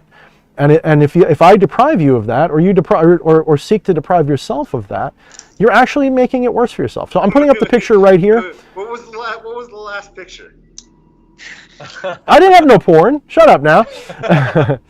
That's just his fucking Conan fapping material. No, that was when all right, I'll show it later. So this is actually my diagram of how free will actually looks. This is how it really looks. You guys look in that little box and you're like, oh, there's my free will going that way. That's my little free will highway. And you've got all these other wills that you feel are in competition with you. And you're like, fuck this guy, fuck that guy. But when you actually zoom out and see the whole thing, it's actually just one big highway all going the same place. You're all going the same direction. So that's that. I want you guys to see it just for a minute, and then I'm gonna take it down. The very first private conversation I had with Mr. D.H. Thorne, we're on a video call, just getting to know each other, and I asked something about the 3 godlike powers, and he's like, "Got a chart for that?" And starts charts and graphs, and I'm like, I fell in love. I'm like, wow, whoa! Not only does this guy have his information together, he's got it on PowerPoint presentation. Aw. Right? Oh, I love you. Aw. PowerPoint ready to go. I miss our famously 12-hour-long conversations about nothing. I have, allow me to chime in a little bit. I have my own views on free will and the bigger divine will that you've just showed us. I think, like if hypothetically, if I did have my accreditation, I'm not an actual psychotherapist. I just play one on YouTube. My actual credentials are, I am extremely fucked up, and I'm trying to work out my own pain. And then eventually, I do want to go to get a psychotherapy designation. Anyway, assuming if I did have clients, I wouldn't recommend that, I wouldn't tell them that there's a bigger will. I feel it would make their efforts to get cured, to go through therapy, to go through life, I think it would disempower them, let's just say. I would say, yes, free will is there. And I say this because I just want my clients to go through that healing, as opposed to think, well, there are other wills. There's this guy having his will. There's this other guy over here on my left. He has a conflicting will. Where do I fit in? And this is what I think is talking about these different levels of spirituality. I don't think we can take the higher levels of laws and apply them to this world. This world, I think, is inherently different. I think if you take those higher level laws, try to apply them here, sometimes it works. A lot of the times I feel they do not, and therefore I reject some of these higher level laws. Well, you know what the good news is? Success. You know what the good news is? People who are ready for the truth, they don't need to be told it. People who aren't ready for the truth will be told it, and they'll just ignore it. This is why we no longer have to occult the truth. That's the nature of a secret. Is we can talk about this openly, and it seems like nonsense to people that aren't like correct. They look at us and go, "Look at this guy in the green room in the asshole wearing the jingasa, and the other guy with his armpits up and everything else. And who's that girl doing stuff? What's she got gloves on for? What are they talking about? Magic? That's bullshit." And those people will never, ever, ever, ever, ever. Dude, they will never, ever, ever get it. I love black gloves. Like I was gonna say, like black vinyl gloves or black latex gloves. It's such an extra touch when I'm doing cool, especially cool black magic shit. I love having black gloves.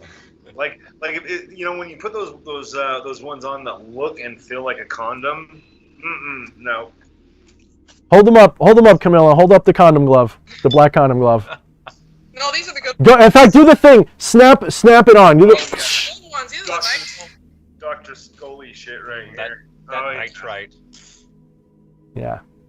So okay, so I think we mostly all agree. Vittorius, do you have anything to add with the do nothing with a half feeling?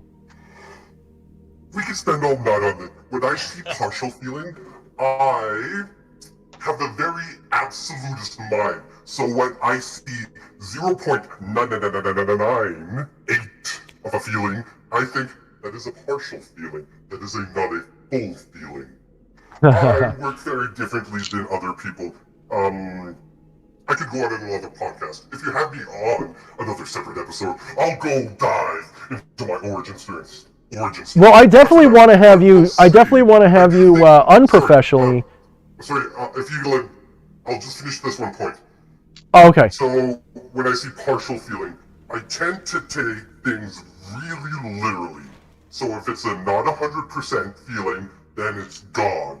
So like if let's just say EA for example, if he has that maybe like 85, a solid 80, for him that's a good feeling. That's not partial.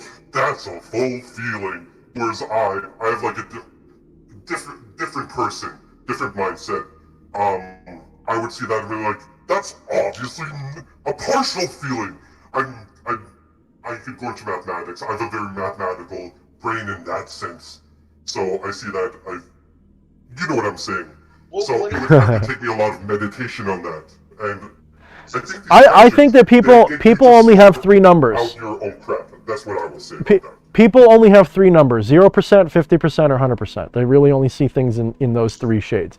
If you tell somebody that there is a 20% chance of something that they really want, well, wait a minute, maybe that means that there is a chance, right? But if it's something that they don't want, that 20% suddenly becomes 100%. Like you know, the coof that's running rampant around the world right now. You have a 0.000% chance of catching and dying. Oh, I'm so scared of that Delta Plus variant. Oh, no. Yeah. So it goes from there's this teeny little potential to 100% in their mind overnight, because it's just, that's how human nature is.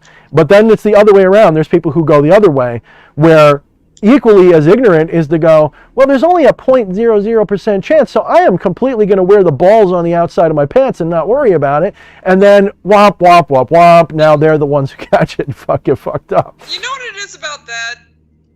I could see that whole certain way. Like, you get people that say, oh, it would be my luck that I get struck down with it, so that's when they go balls to the wall insane with it, you know? Yeah. Oh, it'd be my luck. I'm gonna be the one to get it, and I'm gonna be the one to die from it. It's my luck. Everybody's got my luck. You ever notice that? Everybody. You know, so I started really paying attention. Actually, I did this. I called it. My buddy and I did this thing. It was kind of a challenge. He won because I tapped out first. It's every day, find the thing that your thoughts or your feelings have created, and the first. Did you say dwell on the thing? I didn't catch that. You said dwell on the thing, correct? Find it. Right, journal. I'm sorry, journal. So you're actually going to write down every day what you've created with your thoughts and emotions that you call a manifestation. You know, something that seems miraculous. And at first, it's just I was thinking about an eagle, and an eagle flew by. But then it was like, I like this truck. I hope it doesn't die on me soon. And then 5 minutes later, it's dead. And started noticing just the specifically those moments where I say, of course this would happen to me. It's a reaffirmation of the pattern that I don't like. It's saying, yeah, I deserve this and I want more of it. You know, there's a misconception in my mind that people have about magic, period. And I have the very unpopular and unorthodox opinion that maybe some of you will agree, I don't know. None of these rituals and things do anything. This is all a psychiatric play to set you up to recognize the synchronicity of your own divinity expanding to recognize what you're actually doing. So if you're omniscient, for example, that also means you must be omnipresent and omnipotent, because you know everything, which means you must be there to do it and you must be doing it. That's the only way it would work. So you don't have all knowledge right now. You're a pitiful little me. You have an ignorance of mortality that you're running around in this world, and you have. And of course, ego wants to have control. Ego says, well, if I'm God, I should have control over everything. Well, you already do. Well, I don't. I don't feel like I do. Well, of course you don't. You're just an ego. You don't know. You don't have all that knowledge. You're a puppet for me. That's what you are. Well, but then I feel like I should have power. So I'm going to do magic, and I'm going to prove that I have power, because when I'm going to say something, it's going to happen. When I do a ritual, it's going to happen. And the puppet doesn't realize the only reason it's doing the ritual is because you're having it do the ritual. And the reason you're having it do the ritual is so that it will have the momentary experience of going, did I cause that or did I predict that? That's the point of magic, manifestation, and all that. That's why we use the word manifestation rather than cause. Not many magicians will say, I caused that to happen. We all say, manifest. I manifest it. Why do you say manifest? Because manifest does not mean to make happen. It just means to make apparent, to reveal. So what are you revealing? You're revealing the will of the divine. Your divine will is being revealed. When you do a ritual, and then something related to that pops off a week, a month, a year later, you get to say, I did a ritual for that. Wow, look at that. And then what you just said, EA, starts to happen all the time. You stop being required to do a ritual for it. You are now in a prescient state of awareness where you can declare things. And there is the experience of, did I cause it or did I predict it? Which is it? Even when you said that, you're leaning towards cause, but even you are feeling like, but did I predict it?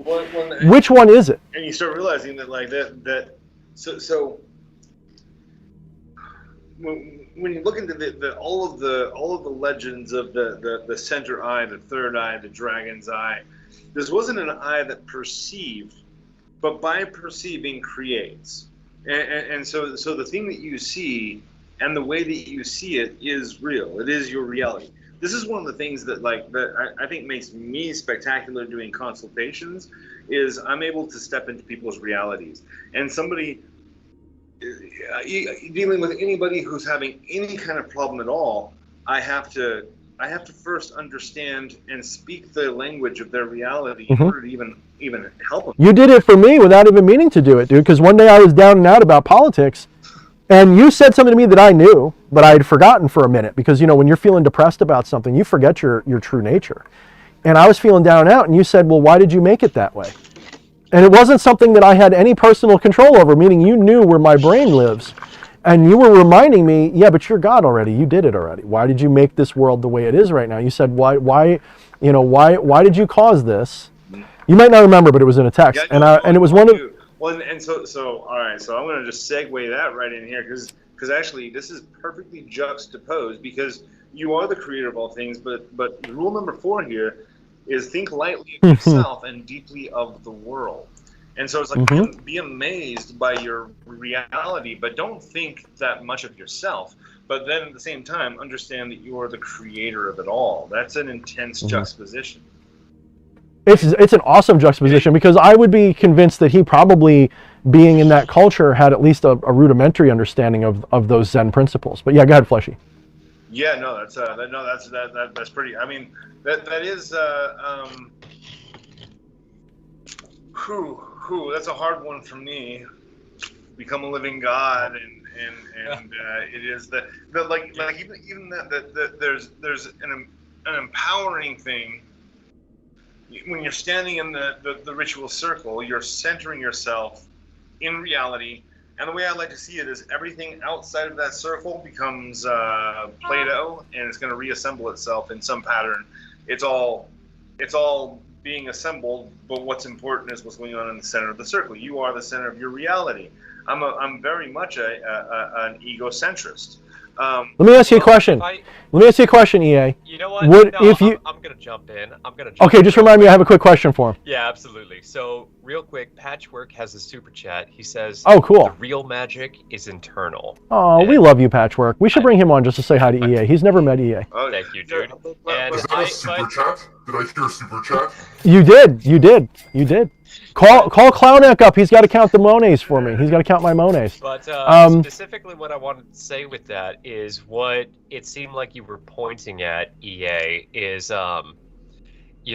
not thinking highly of yourself with Mr. Name that I cannot remember right now. Miyamoto. Thank you. Is not thinking highly of yourself, but thinking highly of the world. Would you deeply? Would you say that... because I really feel like what we're doing is realizing ourself as the world. So it's different in that regard. We're seeing ourself as the world and therefore thinking highly of all of it, ourself included, not just this singular little magnifying glass piece of existence. Well, so let me make a statement that's in my current book progress, the one I'm always working on, but I made good progress so far. Now this should give you guys hope. So this quote was, as you will come to realize, your awareness, are always at the heart and center of all things and all extremes. You are always at the center of all universes, no matter what you think they are. This alone should be all the proof you need to know that you, not your identity, but your awareness, the awareness behind it, is the one true, all-powerful, most high divinity. So in other words, EA, when you said, you're the center of your world, where else would God be? Wouldn't God always be at the center of the universe, no matter where he is, or she, or it? Wouldn't God always be at the center? Of course it would. That's why you're always in the middle of the world, no matter where you are. The rest of the universe is always X number of light years that way. And you're always in the very dead smack center of it. There is... So look, a couple of things there. One is that As I've gotten into necromancy, one of the biggest things is letting go of myself, dying myself every day, going into the death state, and giving up who I think I am. And each time it's so interesting because there is the sense of the drifting away from myself, and every last bit of me is gone, and I'm not there anymore. But what is there that's not there, that's not connected to the self anymore? Yep. That thing that is able to observe the separation that is the eternal. I mean, I'm calling it the sulfur core because it sounds cool. It is the sulfur core of the soul. Boom. So you basically, so you just described. Was that gnosis revealed by the Lucifer and Maimon path working? Because I remember reading a passage of that from that book, become the sulfur core, and is become the observer of the observer, if I'm correct. So you guys are describing literally samadhi. That's literally what you're describing. That's samadhi. That's literally what it is. So samadhi, sometimes synonymous, but not exactly the same as satori. Satori is like a different version of it. But samadhi is basically what happens when you have disobjectified your entire experience so that you're literally just awareness by itself. And what you come to realize is that all of these things that you identify as you are rather things that you're experiencing within yourself, a much bigger self that has no border, no edge, that's got no beginning, no end. It is actually very simple and empty by itself. You know, when it's not doing anything, it's infinite emptiness because it's like a big echoing chamber with there's nothing in it echoing in it. But yet it's still aware of itself. This is why like a week or two ago when Alex was on, and I was talking about awareness. Awareness must have something to be aware of. And if it's the only thing that is, it must be aware of itself. Oh, wow, that eye just got freaking... Can I just put that on my forehead and walk around with it all the time like that? Oh, wow. Right as the camera goes small. Oh, there it is. Oh, wow. I can't wait to see that. I wish we had a picture of the big one we got in the bedroom that's for us, like with all the tentacles all over it. Oh, man. That's like a $500 mirror you're doing there. Before you sell it. What's that? Or just to ask if you were going to consecrate it before you sell it. We don't do those things. We feel that people should be doing it themselves because it's like fair. Yes. because it's not money for a consecration ritual, man. I know, but that's a separate thing. Like hold on, I will do work for if someone contacts me and says, "Thorne, I want you to consecrate it for me." I'll be like, I'll do it, but I don't think that's the right answer. I don't think that's the right thing you should do. I will, however, for somebody who needs it, I will help them obtain a familiar, and I will go through the steps with them, and I'll even do the ritual for them if they need it. But it's kind of like this, okay? Think of me like the Jedi style, where you got to make your own fucking lightsaber to be a Jedi. Don't, you know, if I do the ritual for you for some of these things, that's fine, and I'm willing to do it, especially if it's something that will help you. But I don't like doing, so... If someone who does magic comes to me and says, I need you to do a ritual for me, I'll be like, you don't need me to, you want me to. And there's a reason you want me to. Maybe you want to compare notes. Maybe you want to see how I do it. That's fine. If you tell me I want you to do it because I want to see how you do ritual, that's fine. But if you tell me, oh, I do magic, and you say I need you to do it for me, I go, no, I'm probably not. I'm probably just going to reject it. I would say to that, I would say if somebody comes, actually, no. Actually, go ahead. I'm going to think about it. He's going to think it over. Sorry about that. You're good. Boy, Satan is really, really indecisive today. Like, come on, Satan. I have a perfect point. Man. By the way, where's all that hissing coming from? I think that's me. I'm in Hell's basement, and there is a furnace. So that's is that the boiler room? Are you in the boiler room of hell? Is that? This is the realm where all the souls come to get disassembled. Actually, I think that's Camilla. That's probably me. The water heater is acting up. I think our son's in the shower. You can't trust the thing this guy said. Oh. Damn it! Tell that child that he needs a cold bath. I know, we could, well, he's not in the shower. I'm looking right in there and I don't see anybody, so it's not that. Maybe he's out of there? I don't know. I heard the water running. Maybe he's in the back bathroom using it. Maybe might that's be. what it is. Yeah. Track the board down. Oh, well. Well, we So- don't have to be thinking about that too much longer anyway. Yeah, no, we kicking him out. He's joining the No, we're not Navy. kicking him out. He's fucking leaving us. I know. He's like, fuck these people. They're crazy. Aye. Yeah, So, it's interesting how the same circumstance can be seen so differently. Right? So number 5, be detached. Oh, here, I'll give you a little bit of number 4. I just want to touch a little bit on that. Think lightly of yourself and deeply of the world. The way I resonate with it is because I am a Luciferian. Therefore, I shine that Luciferian light, but I need that Luciferian humility for when that light shines back on me. I would demolish, and my ego would disintegrate. Very, very painful. So when I take myself lightly, this might be the fool card.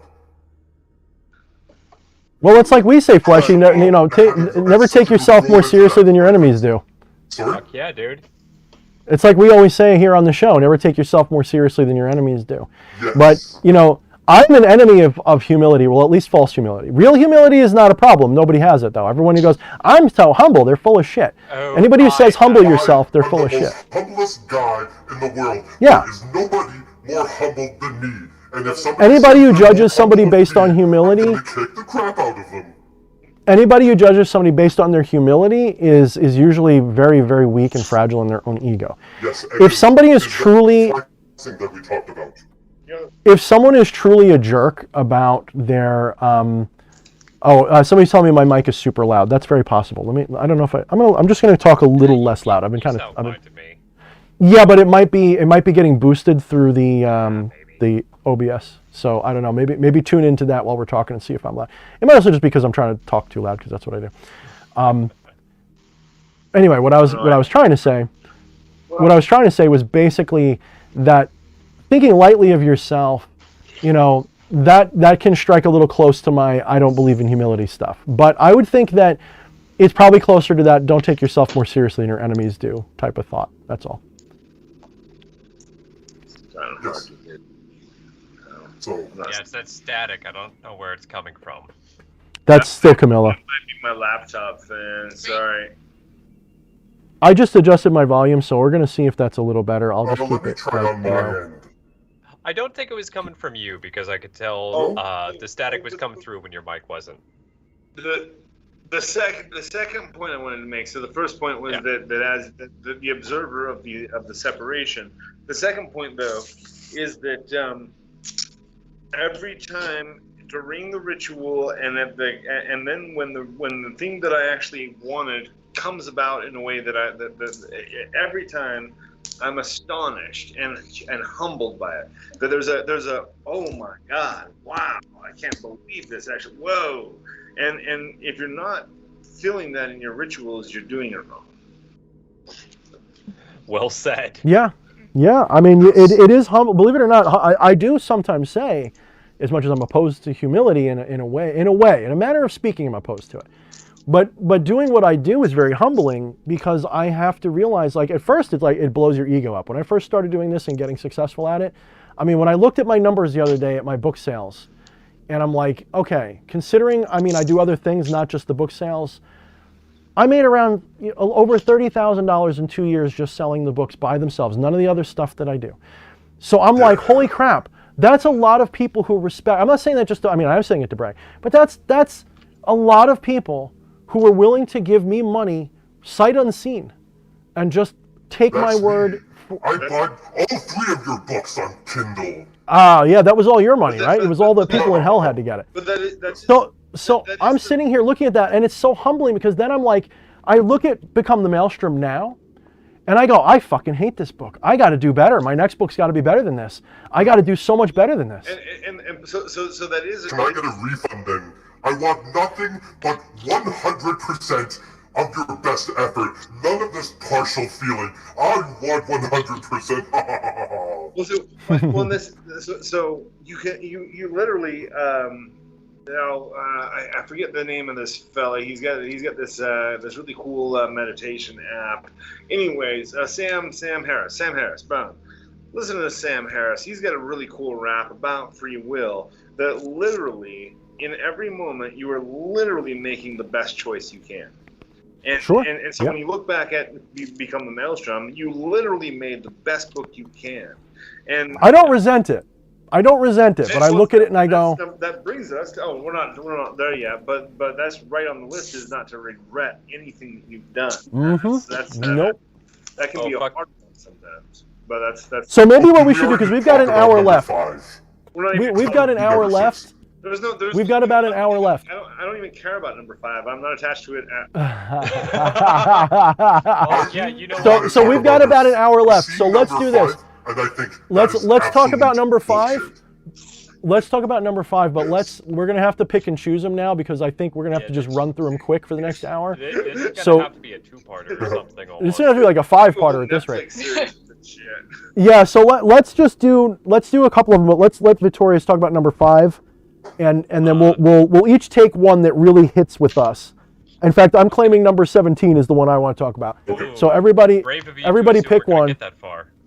No, we are. We're going to run through them faster. We're going to pick everybody to pick one that you really want to hit on, and then we're just going to have Flesh Priest read them. So number 5. Pentagram. All right, let it rip. Number 5 is be detached from desire your whole life long. I think that is absolute bullshit, and I will tell you why. Musashi, he had his first duel at 13. He then proceeded to win another 60 duels, and then proceeded to fight in a certain war. You cannot tell me that you do not deeply desire dueling or the art of war, and then you write this, and I'm thinking, no, you clearly desire to duel. You clearly desire to kill people, to learn the arts and strength of swordsmanship and all these things, and then to write it in a book, and then you desired to write a book about it, and then I'm just gonna put this. Now, this is a bit I cruel. gotta That's what disagree, think. Victorious. I think that's why a lot of this is why I do magic. I desire certain outcomes. I wish to do certain rituals to, yes, manifest these outcomes because I desire them. So what is attachment in Zen? That's what you're missing. What does attachment mean? When he's telling you don't be attached, when he's saying be detached of desire. You know, I've experienced attachment. This is the Abaddon gatekeeper path working. Yes, all.co/Abaddon. I have received the gnosis of Abaddon. Very detachment, very painful. I came off of working that after the Satan gate. Very different experience. So detachment from desire. You know, when you're doing that, when it says be detached from desire your whole life long, that doesn't mean you don't have desire, and doesn't mean you don't pursue things. It means that if you don't get your way, it doesn't wreck your day. It doesn't ruin your life. That's kind of what I see it as. I would say be detached from detached. Okay, let's see then. Detached from desire. Has anybody I seen really have big problems with that, because let's just say, What? let's say Musashi decided to not be desired to win a duel. His head would be detached from his body. No, not necessarily. In fact, if you fight with a detached mind, you're going to lose. I can promise you that. With an attached mind, excuse me. If you fight with an attached mind, you are going to lose. If you don't have a sense of non-attachment, you've got to be in a very smooth, mellow state to fight the best. If you are exquisitely like, I have to win, you're gonna lose. I've exploited that in people when I would fight them in school and stuff all the time. The more angry you are and the more you want to win, the more I can beat you, because you're so focused on winning that you're not recognizing. I'll let you seem like you're winning. I'll just be like, oh yeah, he threw me on the ground and I just broke his fucking arm because he was so busy trying to choke me out he didn't realize I had his elbow. So that kind of mentality, attachment to winning, will make you lose, believe it or not. You have to enter a kind of no-mind state, this Zen state, this vibe of letting go to do what he did. And quite clearly, now yes, of course, desire, the motivation is still there. You don't lose motivation. But when you're attached so deeply to a desire, it's disgusting. If you've ever run into somebody who's really attached to a desire, they can't cope with life. They're so stuck on it. So he's basically telling you. I will agree with you that there's a level of detachment. I will say that. Yeah, well, that's basically what he's saying. I don't have the words to properly articulate my feelings, but I understand what you're saying. The words are not coming to me, damn it. Sorry? That's exactly what you expect out of a therapist. I hear and understand you. I will respond in an appropriate measure. No, that's what they say. That's total bullshit. But no, when I've got ADD and OCD, so I can't hold the thought long enough. So that's why I talk so much. And I have OCD, so I tend to I have to correct everything. So it has nothing to do with you, brother. Oh no, that's totally fine. But yeah, that's what I would say. I tend to look at people, what they do. I got this from Nassim Nicholas Taleb. He wrote 4 or 5 books. The Black Swan, a few others. Fooled by Randomness. One of his tests to figure out beliefs is that watch what people do. If it's different from what they say is essentially bullshit. So I tend to apply that. And when I see be detached from your desire your whole life long, I tend to see that in especially a person like Musashi, who dueled his way to the top, fought in the Art of War, studied all these swordsmanship styles. I just see that as, there is a high level to that. I will acknowledge that. But as far as matching that rule up to what he actually did in life, I would tend to call bullshit on that. Yeah, I mean, I think it's just a misunderstanding of the Zen origin of what he's saying. It's I really think that's it. I mean, if you're taking it as literally as you say you like to do things, the problem you're running into is that there's actually, if you understand the culture, what we're talking about, nothing is ever said plainly. It's actually said with as few words as possible, and there's 25,000 layers to it, but it's also very simple. Well, like the whole finger pointing at the moon thing. As well. Now, I don't know, this might be doctrine, or they could be, meditations. I see something like this, and when it says that, I tend to think it is a doctrine, where I would think, no, this doesn't apply to my life. And we don't know Musashi because he was a famous sword fighter. We know of him because of his philosophy. That honestly, he could have made all that shit up. I mean, we would have. Someone else could have. Someone else could have been sitting there and wrote all that. Someone else could have killed Musashi, took up his name and his history, and totally catfished the world. Well, that's like the Buddha. Like everyone talks about the Buddha and how he dies, like from eating pork and stuff. That man was poisoned. He was murdered, and then other people twisted his words. Where are Socrates' books? Plato's mouth. We have these really interesting characters that are spoken about, but aren't. So it's really. I mean, whether or not he was, he didn't do what Alexander the Great did. He didn't do what other people have done with the sword. He at best he was a competition swordsman. Great, you're a fencer, but then.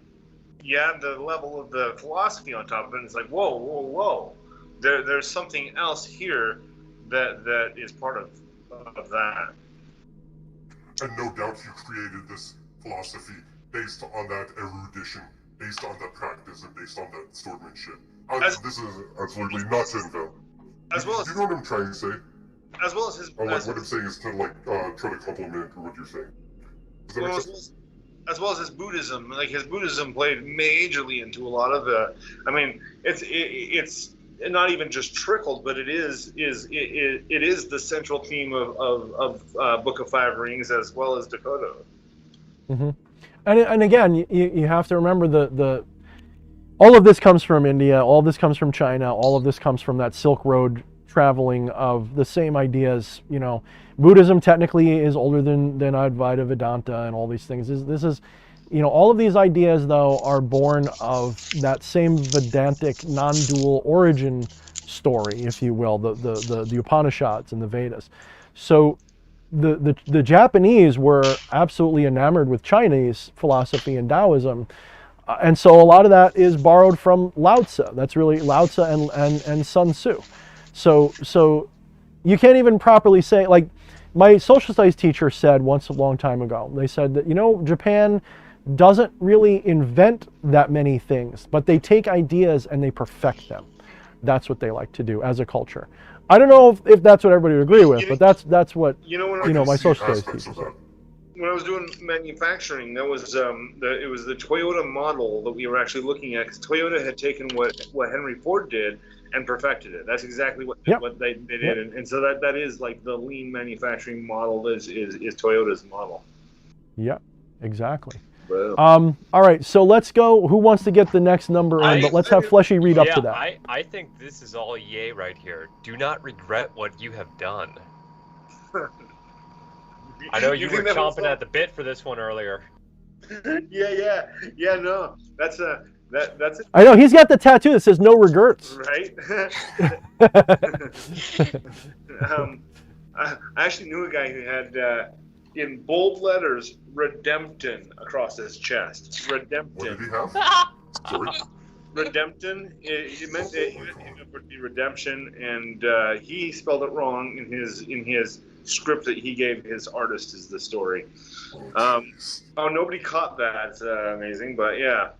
What were we talking about? Oh yeah, not regretting things you've done. You know what? Like that one. I would say at this point in my life, actually, like I'm in a pretty good place with that for the first time ever, I think, because in reflecting on anything that I could possibly feel guilty about, God damn, I've done the best that I could, and I've done what's necessary, and so yeah, that is one to kind of, and all of these really like. The reason I don't like to call them rules is it's not like you do it, you're out of the club. It's like these are continuous work. These are all things that are continuous routines to be always turning your attention to and going, am I living as my best self? And maybe here are some underlying things. And living in regret of things you've done is not your best self. Because even in the cycle of addiction, every addiction, whether it's to a substance or a behavior, has a shame period where you're throwing away all the porn, you're flushing the cocaine down the toilet, you're telling yourself never again, never. You're calling friends, I'm going clean this time for real. And then when you're doing that, it's a pretty quick slide until when you're relapsing. It is the shame cycle. The shame cycle keeps you always doing things that are destructive to yourself. And so the only way to step outside of that is to step outside the shame. It is a work in progress, though, for everyone. Well, for me, for sure. I think for everyone. I hope for everyone. I'd say so. I am the bigger work in progress. I'm curious because I do think, and I don't think I can acutely define it, but I do think that there's a difference of not regretting what you have done, but still letting it factor in, like we were talking about earlier with DH's first book, how he wishes he could have done it differently. I feel like that's different. It's important to feel the pain of your losses. To actually look at it and like, this is something that is part of feeling good about it, is actually being able to look at those things, look at your traumas, look at all of it, and be able to sit with it. You don't have to like it. And this is actually, so my favorite is number 11. I'm going to just read it off here. And I just want to say while you're looking, what is regret except attachment? Again, regret. I often say I have absolutely no regrets about my life, but if you put me back as an observer, if someone came to me, because I'm sort of like a magical life coach, if someone came to me with the questions that they have, and those questions were exactly like, the situation I went through. So, for example, should I have joined the military at my young age? As an outside observer, I would have said absolutely. Without knowing the future, I would have said absolutely. That was the best thing you should have done. You should have done that. And so that's not a regret. That's just being, responsible about looking at your life and saying, those are decisions I could have made better, instead of being arrogant about, like, I'm always right no matter what. it's like what you said earlier, I think it was, EA, about you're always making the best possible decision for yourself. It just, later on, you might be, 2020 hindsight says, I shoulda, woulda, coulda. And so I don't regret things. Like when I lament Become the Maelstrom, I'm not really lamenting it. I'm going, man, that's like my work that's out there, everybody knows me by, and I'm like, fuck. Now I've got to scramble to make it better. And because I'm not, and that even came out wrong. It's actually, what my point with that was I feel humbled because now I feel like I've got to do better. When I first put it out, it was, I got to get something out that says what I believe and how I do magic and get my foot in the door. And now I'm like, I got thousands of people who read my work and use it in their life, and I'm not just responsible for selling a book anymore. I'm responsible for actually guiding people. Oh, I better get this right. So anyway, I'm going to shut up now. Go ahead. So number 11 is. Oh wait, I got it. What is it? Do not regret. I'm kind of ambivalent to that. Do I have regrets? Yes. Do I feel terribly bad about them? Some I do. Some I don't. And for me, Which one do you feel worst about? my biggest regret.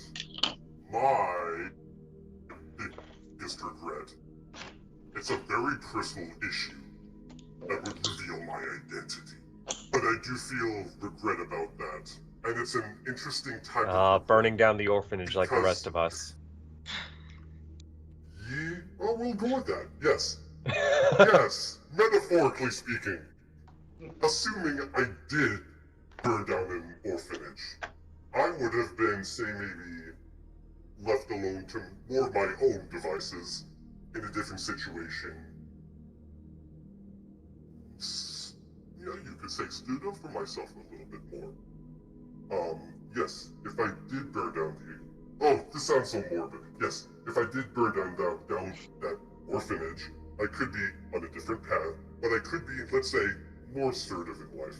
Whereas right now, kind of working on asserting my will. Not being a football to fate. Maybe, and this is a Luciferian reflection right here, maybe that's why when DH put up the little diagram, maybe that's why I had a little problem about that. And that's some Luciferian reflection right there. The highest Luciferian magic is the magic of learning. And did we all learn something today? That feels like a reading rainbow moment. That did sound like Satan giving a PSA, like after school special. I'm gonna muddy up this fucking reading rainbow with number 11, EA. I'm so happy that a fellow bi guy is reading this. The truth comes out all over the place. Oh, clean that shit up. Number 11, in all things have no preferences. Oh, damn. As a bisexual and whatever, but the thing is it, I have no preferences. Like, well, and even he likes innies, outies, sideways, upways, downways. Well, and even when you're looking forward and backward in time, I wish this would have happened differently, and I hope this happens. You're wishing and hoping isn't doing anything. What are you doing right now? What is that saying? Wish in one hand and shit in the other, and see which gets full first. Right. Yeah, I think that's a Charlie Manson quote. Was it? Go figure. But yeah, and once again, as a work in progress, the whole not having preferences is. So Victorious is going to say it's an impossibility and he doesn't believe in it. It's complete bullshit. No. I didn't say it was impossible. I said for myself, it is a very disadvantageous position for me. Actually, no. It's a very undesirable preference for me. The impossibility of it's the beauty of it, because as you're trying to assemble a life and you're trying to live inside rather than outside, you're trying to eat vegetables instead of meat or meat instead of vegetables. You're having all these preferences, and yet at the same time you're letting yourself back away and say, is that really me having these preferences? What is it? Is it that my body needs this? Or when you actually start asking those questions, it's almost like it invites you into this ongoing meditation about why it is you're doing what you're doing. No, absolutely. I absolutely agree with that. Because when you go down that path road and you observe yourself, why, yeah, say why. Why do you prefer, say, vegetables over meat? Is it something with my body? Does my body... Oh, let's use the classical Jordan Peterson carnivore Oh, wow. diet. Nice one, honey. Say, yes. Say he can only eat meat. Is it something with his body? Is it something with his genetics? On this worldly level, that could be a possibility. Now, it could go higher up into like the mental level. Does he have some bad experience with meat? Could it have been inherited? That's my favorite one. Emotional memories from your parents. Could it have been, say, maybe past life trauma with you getting run over by a bull? Therefore, you can't eat meat. Could be something like that. That's more a spiritual level. Could be on a mental level. Could be on a mental dimension where, say, you saw like an animal getting beaten and killed, and you just thought, no way, I'm never gonna have meat. You saw this maybe very young and just forgot about it. I have several repressed memories that I have to unforget myself, so that could be a very big possibility. But as EA so magically said, yes, it is a meditation. You get to know yourself better. It leads you down a path of self-discovery, a kind of self-therapy. Yeah. And as long as you're not like, and this is the thing, like with that preference, also have no preference about the preference you have. Like, you know, it's like be okay with everything. Like I think that's the thing that's kind of speaking to me with that is like just be okay with it. Whatever it is right now, be okay with it. This is a what's the teaching? Viktor Frankl. Yes. What's Viktor Frankl? What's this book? Yeah. Yes. I know what you're saying. Victorious. The Life of Meaning. What is it? Sorry? Man's Search for Meaning from that book, correct? Thank you, Victoria. Yes, I remembered. Knuckles through the fucking screen. Man's Search for Meaning. I mean, he's in a concentration camp, and he's like, my happiness depends on me. And that's really, I think that's what the no preferences is. Don't hate your situation. Or hate it, and be okay with hating it. Yes. That is very interesting. Yes, I agree. I like that distinction. I absolutely hate my situation, but it's okay that I hate it. Yeah. I don't hate that I hate it. I'm not like, I come from like a very neurotic, positive thinking Anthony Robbins. This is in the book, by the way. Blog.co/Satan, my piece, Satanic Psychotherapy. I go into a little bit about my history on researching these types of things. So when I found I was on like a diet of positive thinking, this didn't work well with my PTSD, where I would try to think positive, but just a denial of myself and what I thought. Very, very bad. I did not like that. And so now I'm more down the road of the indulgence, the desire, all these kinds of things. I'm going to say number 11 is one of the ones where I would want to have him sit down and explain to me what he really means there before I judge it. But based on what it says, Miyamoto. Okay. So number 11, I would want Miyamoto Musashi to sit down in front of me and explain to me what he really means there.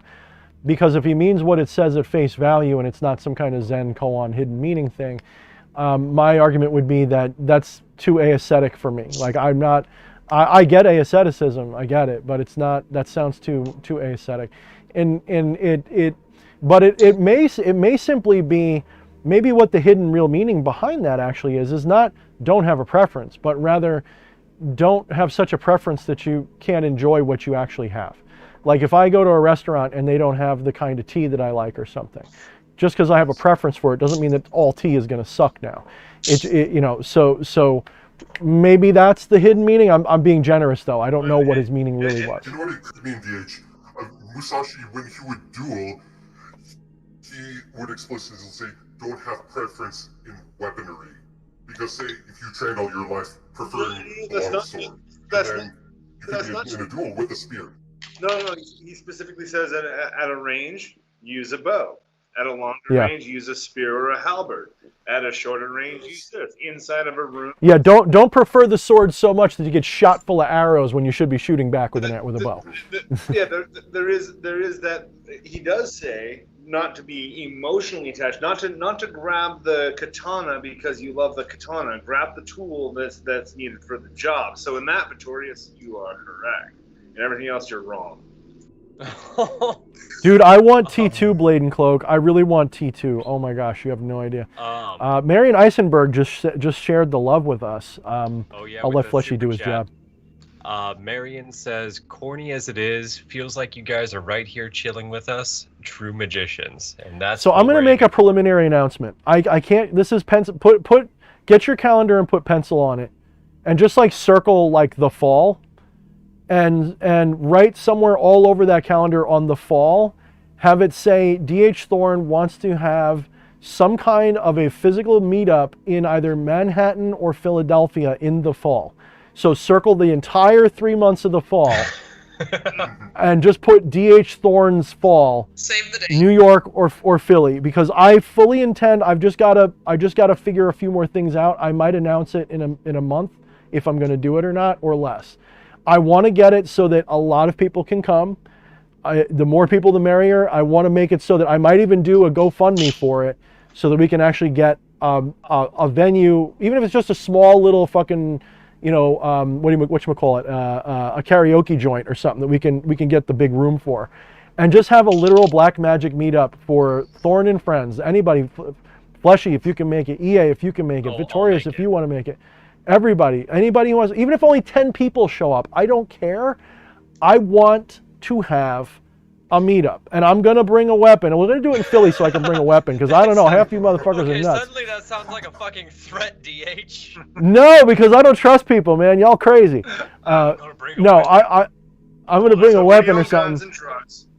We're gonna bring guns and droogs. Droogs. We can't say drugs on live stream. We mean droogs. We mean droogs. I mean,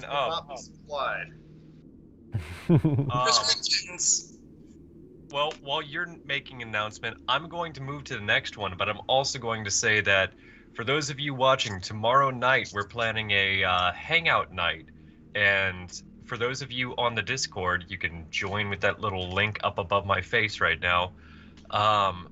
In the official announcement, I asked everybody if they wanted a game night or a movie night, and so far, it's 7 for game night and 6 for movie night. You can sway that decision right now if you so choose. I still didn't vote either, so if it's tied up, I get the deciding vote, perhaps. That is the rule. So I if you don't know guys if I want want to that hang rule. with us, motherfuckers, obviously all present company is welcome. Then go there and do that. So next little lesson from Miyamoto. I'm sorry. What? Can I throw one out there? Yeah, you know what? You've been pretty quiet. Let's go. Number 8. I'm living in the moment right now. Number 8. Never let yourself be saddened by separation. Aww. We're all separated right now, honey. There's like a wall between us and 10 feet. 10 feet in a wall. Well, you know what it is? Never A let lot of things are going to be changing this year Mm-hmm. in our personal life. There's going to be a lot of change this year. And one of the things is our son is going off into the Navy. When he came home from the recruiter, I was a blubbering mess. But I told him, this isn't sad. This isn't holding you here. This is telling you to fucking go. It's okay. You Run need to away. accept that your son is gay. Fleshy, was that wishful thinking on your part, or was that? You know, your son is beautiful. I don't know if your son is you know what? No, I can only dig myself into a hole here. Moving on. He's bi-tactical. He's not bi. He's bi-tactical. Has nothing to do with sex. He likes guns, knives, everything. Touch and feel both? Yeah, I'm pan-tactical. I'm pan-tactical. I like all weapons. Like a fantastic new gender, bi-tactical. Yeah. I like it. Yeah, it's a good one. Yeah. It's combat lesbians. I would have pride in that. Well, mine just got demonetized, guys. Thank you. That's great. You're welcome. Good. That means one less monkey on my back. Oh man. Super chats. By the way, guys, what do you think? Great Hair way down or to love the ponytail? What do you guys super think? chats. Since the video is demonetized now, we would love to support those who would love to support the show. Donate now. Go to Patreon. Go get those super chats. You know, I should. Oh, we got. I love the little money noise. I like that. Motherfuckers, all of you.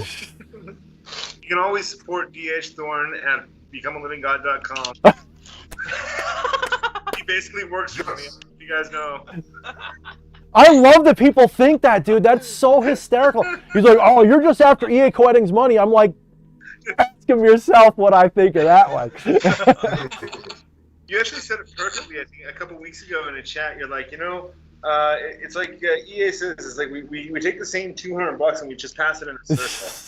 Like, here's this for this ritual, here's for this consultation, super chat, and then we just keep passing it around. It's like, fucking Google takes their little bits off of it. Right? Yeah, they suck. They take quite a bit off of it. That's why it's like I have like a limit before I split it. 25% off super chats. Yeah, something like that. I think altogether it's like 30% off the top of all. Yeah, I know. I don't like that part. I should turn off super chats when you guys are on, just so I can be a dick about it. But no, I mean, it's one of those things where it's like, I do appreciate that they have it, but sometimes I want to be like, you know what, just go to my Cash App and just throw money there instead. But I like the super chat stuff. Cash App. Link to the Cash App below. I actually like the super chat feature though, because it allows people to front and center themselves. Oh, and to be brutally honest, like, people will give a lot of people like us grief because we take money for this stuff, and it's like, dude, this is my life. Like, I don't have a day job really. I work part-time. What's that? Tell them to get fucked. I do, but I do get it. There is. They don't have that charm. They don't have that grift. They're crab in the bucket. Oh, you're a grifter. Oh, you're an internet grifter. Look, you beg for money. That's them drinking the copium. They're jealous. And that is the thing, is like, as somebody who makes a good deal of money on the internet, like, not a bit of it is begging. Like, the market has such a strong demand. If you're not producing great shit, you're going away. It's true. It is ridiculous how like, it is. The market's fierce and it's honest. And if you're not doing the work, it just doesn't work out. Like, there are a lot of that's so many people. Almost everybody coming into black magic is coming into it thinking it's a tool of control, a tool of power. No. This is black magic. This is a tool of chaos. You're about to disrupt everything. Yeah, I'm going to say that the thing that you realize is, throughout history, even if you're talking about the shaman in the village, the shaman would get like a free chicken for doing the rituals and stuff. Everybody, it's not wrong to. So now here's where it's wrong.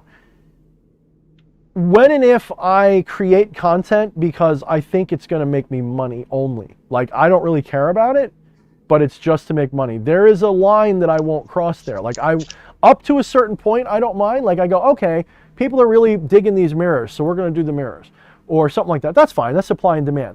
But if I go, okay, everybody's suddenly asking me about Enochian because EA's got an Enochian book out. Well, first of all, I don't know much about Enochian, but right? Yeah, go check that out, by the way, guys. If I was to suddenly, like, follow on his footsteps, because I don't like Enochian. I'm not into it. Like, it's not my thing. I get it. I get why it's useful, and I have used it in ritual, but it's not my. You don't want to fucking speak pig Latin to fucking. No, I don't. Vikings? But no, I can get into this in a minute. But I don't want to follow on that, because it's like, oh, it would be easy money for me right now to make a whole bunch of videos and little products about Enochian shit, because EA's releasing throughball.co /Enochian magic or some shit.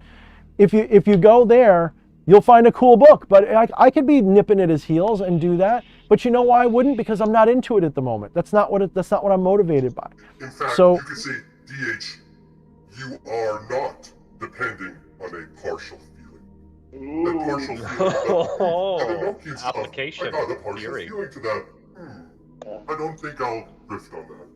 Well, and, I'm gonna take Victorious from a distance and grab his big muscly body and hug him tight and be like, that was awesome, thank you.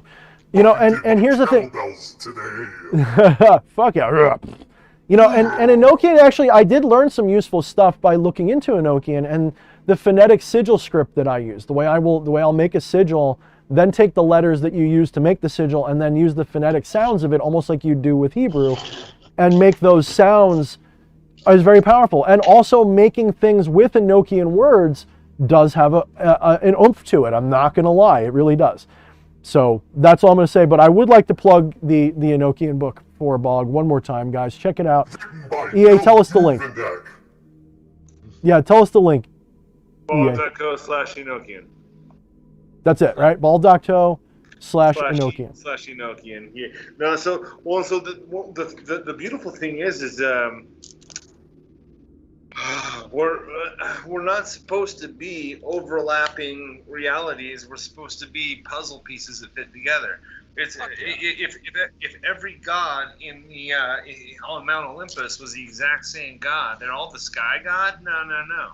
That's not only is that like that's boring, and I do believe I do actually buy into a novelty theory that actually things are intentionally being drawn towards greater and greater novelty, greater and greater innovation and interestingness. And there's like a collective conscious flow to that novelty. Like you can, like I'll wake up one day and like 20 people will ask me the same question. I'm like, I was watching Bog and they didn't have a video about this today. So why is this creeping into the collective conscious today? That's really interesting. Well, and there is where what's really, really cool, I think, about the moment we're living in, everything, our society, our politics, our personal interactions, the way that we make money, the way that we move money around to each other, the way that we have personal relationships, all of this is at a point where we look at it and go, I never would have thought. I never would have thought any of it. And so really the not having preferences and not dwelling on separation and such like that. It is a matter of like just get on already. Like you get into the keep moving. Yeah. So Camilla, did you want to say anything more about the separation thing? By the way, I don't know if we cut you off and we were rude. I just didn't know. That's all right. No, I'm a person of few words anyway. She's like my tough little gunslinger chick that like. To add something. Never let yourself be saddened. I would see that and I would say, Victorious, you can be saddened by separation, this relationship that you built 50 years and now this person has left. There is definitely some sadness there. I would say, do not be let sadness for long. That came out so weird. Grammar, not the best at this moment. But yes, I would say, enrich yourself. Actually, no, I have two laws. Two laws I live by, and many more. One of them I love that red. is, I do not give unsolicited advice. Flesh priest, I told you this yesterday. These are two of my morals. The second one is if I were to ask for advice, I would have to say what I would do in the situation, because I am not that person I'm advising. I am not their body. I'm not their experience. I do not have their blood memories from all of their ancestors. Therefore, what I would do would be different from them. So, when I see something like never let yourself be saddened by separation, I would look at my life and think, well, I would bottle up a lot of my feelings, so much so that I would disassociate from all of them, and it would become a shadow. And then I'd have to shadows are a motherfucker. to work through that out by the Shadownomicon on Kindle right now.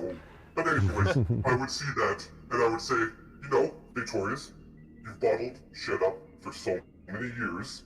It is a shadow. Let yourself be saddened. But not for too long, because then it's obviously a disorder and you don't want another one to go with your very many disorders. And that's what I say. I'm just fascinated by my wife's work over there right now. I can't wait to see the big one. That's quite the triangle. Yeah. That's. I wish we had a picture of the good one from the bedroom. Like, I love that one. Right. So, EA, can I see the Suba on that? Is it got a fancy Suba? The guard. So it has on. All right. So I'm trying to get into the camera here.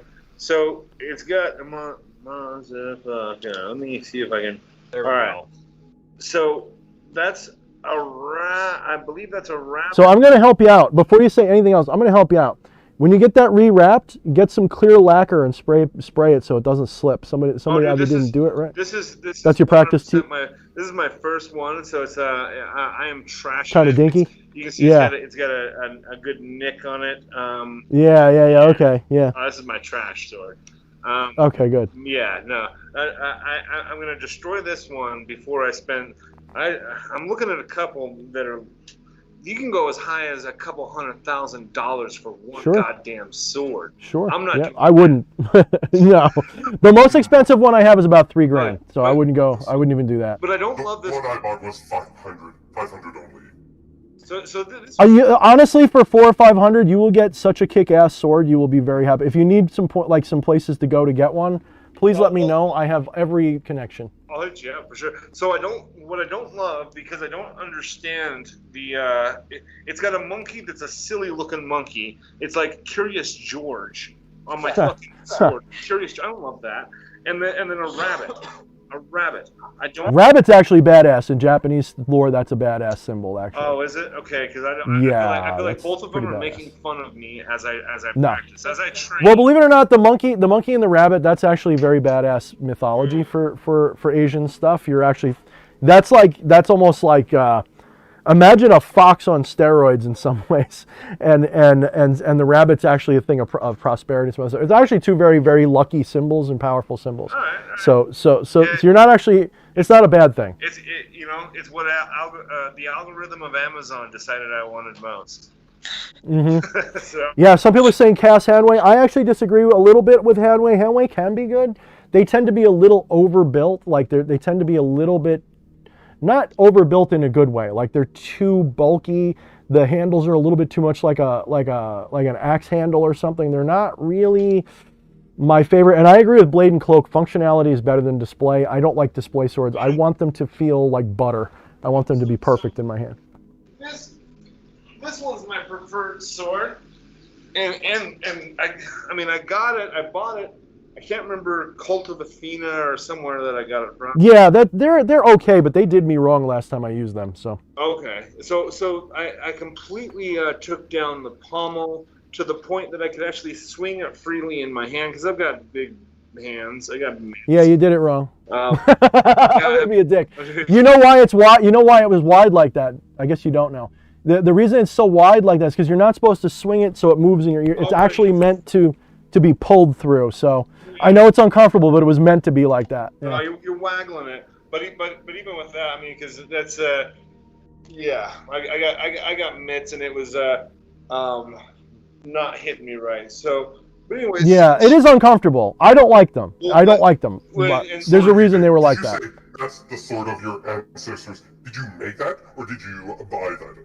So I bought it, and then I made it my own. So I basically took a grinder to it and carved out every detail of it. I took the pommel and the hilt apart completely, took it down to metal, redid the wood, wrapped it with leather, and then I did a really cool Damascus style. I don't know if the camera's making that out. Yeah, I could see it a little bit. How'd you do the Damascus? With ferric acid mainly. Okay. Yeah. So it's actually Damascus already, but you just brought it out with the acid? Yeah, exactly. Yeah. Yeah.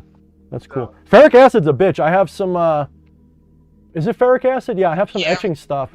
Yeah, I have some of that, and it's like, don't put it anywhere. For those who don't know, mainly myself, what is Damascus? I know it's a type of steel, obviously made. That's another video all in itself, man. Damascus is real Damascus. Beautiful.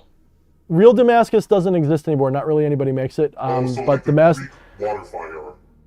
So the Damascus that EA has there is pattern welded Damascus, which is two different types of steel that have folded around, and then like they have a slightly different Like it might be 1080 and 1095, or probably 1060 and 1080 that's mixed together, or 1040 and 1080.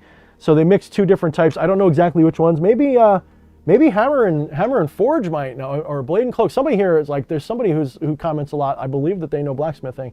They could probably be even more specific. My dad made a Damascus knife, and it's basically the variance in the different metals, and then when you do the acid etch, it brings it out. Yeah, well, it'll actually, so the ferric acid will turn the blade completely black, and then you go over it with sandpaper, finer and finer grits of sandpaper, and it's basically taking off the surface coat, and it's leaving the details, and it's almost acts like a glaze for the metal details.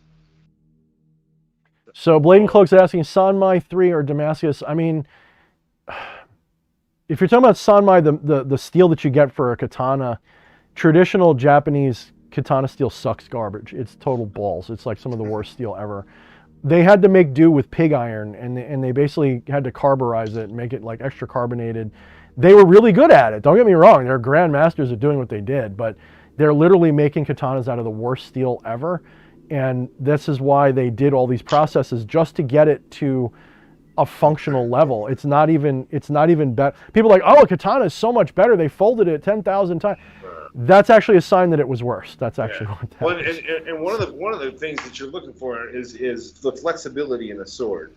You've got to have that flexibility in order to go through combat over and over and over. You need a combination, actually. It has to be flexible enough so that it doesn't necessarily break, but if it's too flexible, it'll actually rob it, especially on a thrust. You'll thrust and it'll go boing, so it's got to have the right amount of stiffness. I actually have a sword that's a little too soft. It's like that Musashi thing of do not grip too firm or too loosely. It's got to be...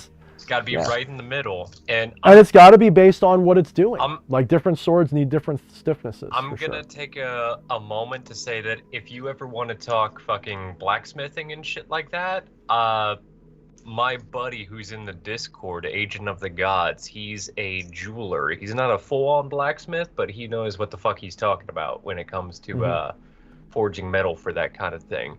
And honestly, today's modern steels, like the we call them mono steels. Like I have a sword that was made by this guy. It's made out of S7 shock steel, or you can get like T10 tool steel, or really anything that's like 1060 or 1075 is really, the truck springs, the springs in the truck. Those are perfect for making. If you properly handle those, that is perfect for every kind of blade, from a knife to a giant sword. It's absolutely ideal, so long as the heat treat is right. In fact, I have most of my better stuff. Like this is a real kukri from Nepalese kukri house, and this is made out of a repurposed truck spring, and they really did a great job. This thing is probably like not indestructible, but I bet my life on this fucking thing. So they're made out of like 1070, 1075, I think it's 1070 carbon steel, which you have 5160, 1070. I got the cheap one. I got the 9260. What you call the tourist version. That's made out of a truck spring steel though too. That's the funny thing. Oh, is it? So they just don't thin them out. They make them too thick. That's why I don't like those touristy versions. I hate the tour. Yeah, that's. Let me see the spine. That is kind of. How thick is that? Is that like thick as your thumb or something like that? That one you had was really ridiculously thick too. Actually, that's not bad, dude. That's not bad. That's actually the right thickness that they should be. So as I started working it looked like it had a coating of a shinier non-steel material that flaked off, that I had to actually kind of get off of the top of it. I don't know if maybe it was just a clear coat they put on it or something. Maybe. But I don't know. But I didn't like it. But brought it down to the metal, sharpened it up. As soon as I got it sharp, went to put it back to resheath it, and sliced the shit out of myself. Oops. It was the blood offering for the consecration.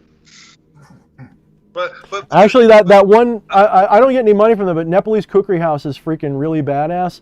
If you go there, you can actually hire them to do a real legit Nepalese ritual over it, where they will install divinity into it, like as a ritual. It's pretty badass. It's actually really cool. So recommend check them out. Themselves? Yeah, right. Yeah, good point. Well, that's if you just want.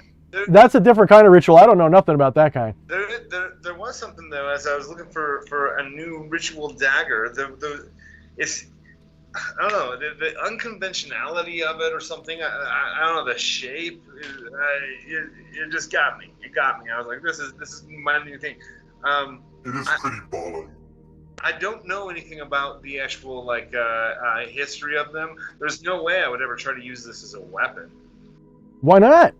Because I would have to because I'd have to train with it. I'd have to get to the point that it feels right. Here, let me give you your first tip. Right here's your first tip. You see how it's angled forward? Yeah. You know what's really awesome about that? When you thrust, your wrist doesn't necessarily have to be canted all the way forward. You can thrust straight without having to tip your wrist so far forward. You can like shank people with that.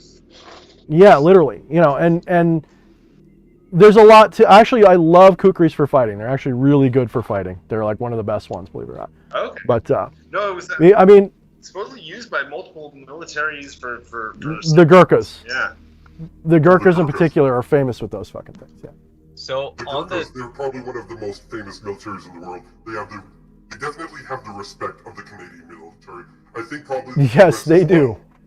Yeah, they definitely do. So on the topic of advice, I want to point out Spirit X Diesel hit us with that super chat and a sticker for that inverted 666 with an extra digit. And Patchwork also hit us with another super chat. Says, "Thank you, Victorious." He said, "Anyone have any suggestions for medieval European weaponry, like where to buy some in good quality?" Okay, so I personally have been looking for a long time for something affordable but also good. I landed on Angus Trim, excuse me, not Angus Trim. They're very expensive. Tinker Pierce through, I believe it's Cass Hanway. If you can get them, because they're hard to come by, because they have like. I was looking into them, and they're looking at a year wait time. For Angus Trim or Tinker? For Tinker. Maybe. I got lucky and I found one my first try. That's the one that's behind me. Here we are. Let me get them again. So this is the one I got. This is a Tinker. And do not get the blunt one because that's going to shatter. They're not made for blunt practice. You have to get the edged one. So this is, I forget exactly which one it is. I think it's their bastard sword, I guess. It's a type of long sword, relax. So I got this one and I love it. It's my favorite.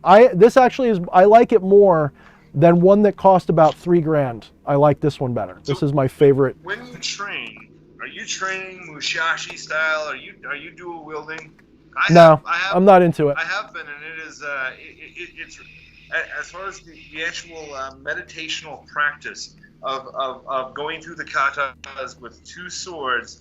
And keeping the flow and trying to not, one strike does not make a samurai, making sure that that every strike is landing where I want it to. It's a beautiful flow but you don't do it at all. You say fuck Musashi. Well, no, not at all. I don't do the Musashi two sword style. What I will do is I have done Eskrima, Kali Eskrima, so two sticks I'm fine with. But generally what I prefer to do what I prefer to do is, number one, I'm never going to get into a real sword fight like that in my life. So I prefer to focus on things I'm actually going to use, which, that's not, when I was a teenager, swords was my life. I was very good at them without training, without really strict training anyway. I was pretty good at it. I didn't lose very often when I would do, various duels with people. And I mean, even people who were taking fencing and stuff.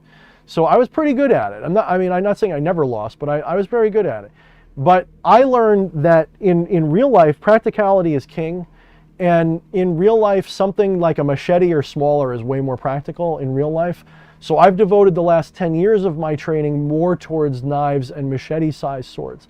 So I find them to be way more practical and useful. And in that situation, a lot of grappling can come into play. So you're not just dueling, and I'm very good at dueling. But I prefer, because I realize I'm not going to ever duel somebody. If I do use a sword, it's going to be in the middle of the night when my ball's swinging around and my boxer's coming out to kill a home invader.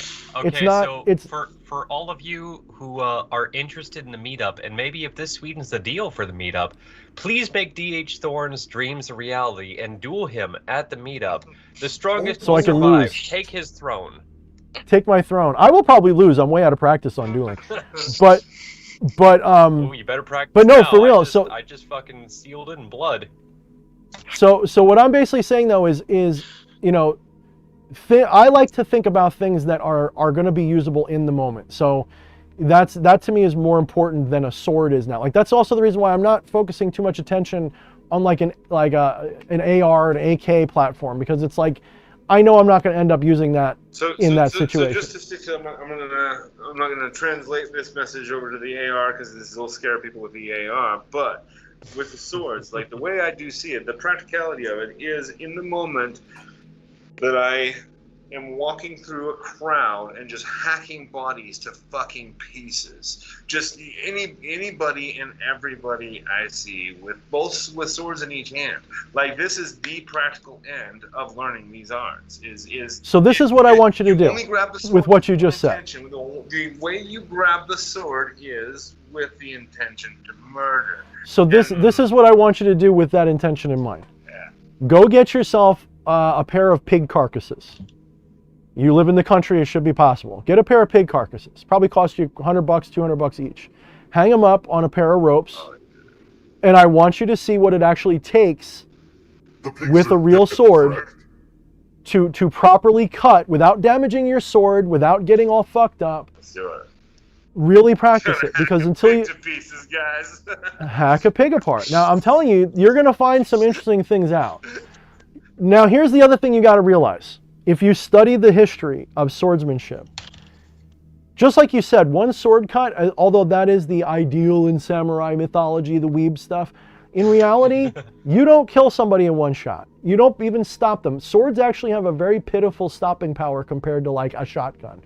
So it's not, you know, you're better off with like an axe or a spear or something like that. You're better off. So a sword, yes, is cool, but the real power of a blade is it scares people. You want a weapon that's going to do what you just described, you got to make or buy my kana bow that I was selling, those war clubs that I was. Did you see those?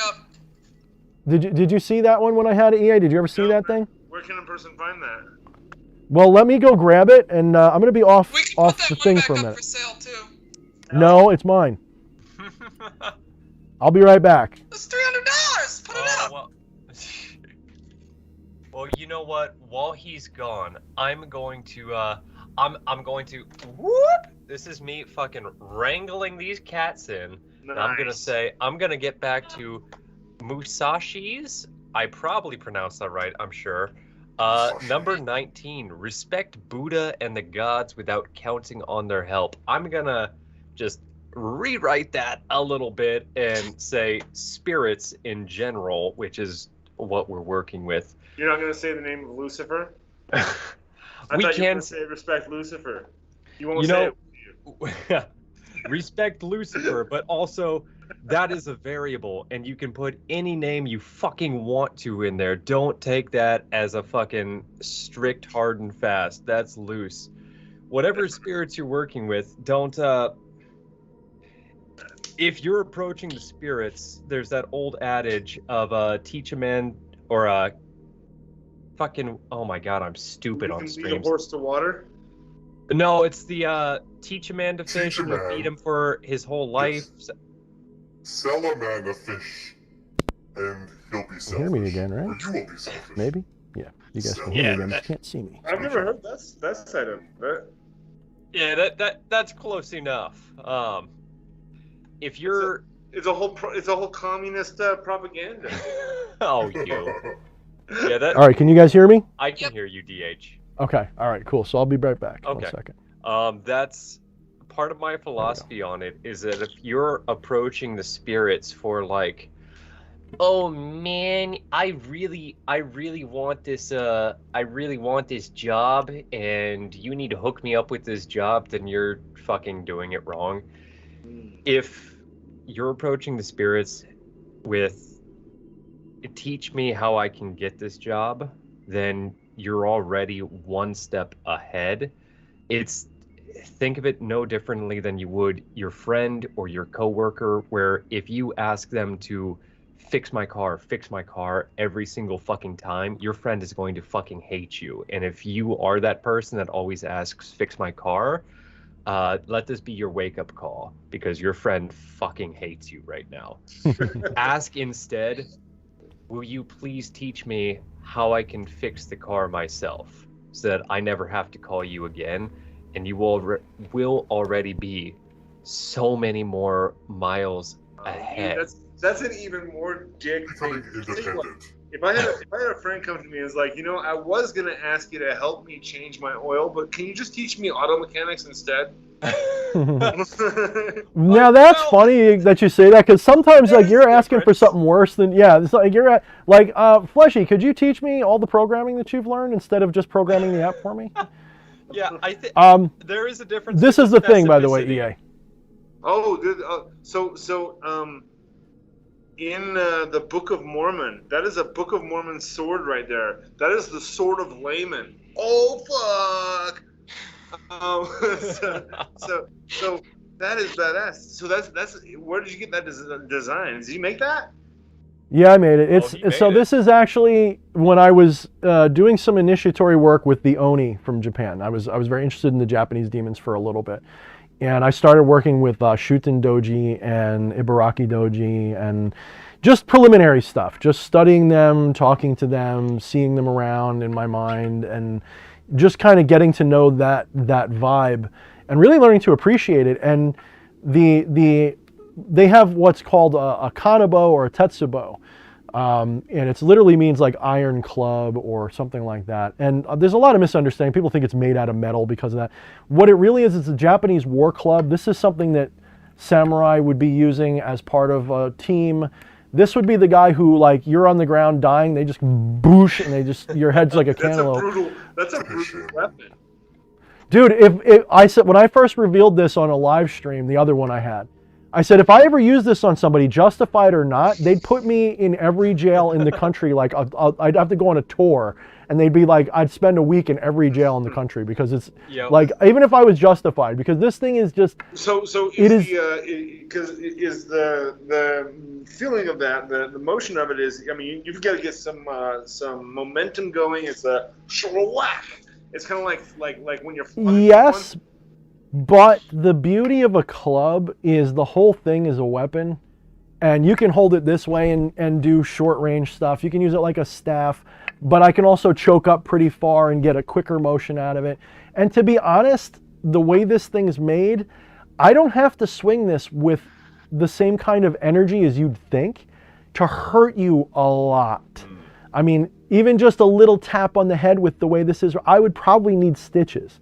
Yeah, I mean, anybody who's used to using studded knows that it enhances the pleasure, or in this case, the pain. Well, and if you were to buy these from somebody else, they're furniture studs. These aren't furniture studs. These are bolts that I basically. What's the length there? Of the whole thing, I think it's 48 inches. 40. Let me get my. Well, what do you know? It's almost like I had this planned. Let me actually. I didn't, but it's almost like I did. That's magic right there, guys. Did I predict it? Well, he's measuring that before I forget.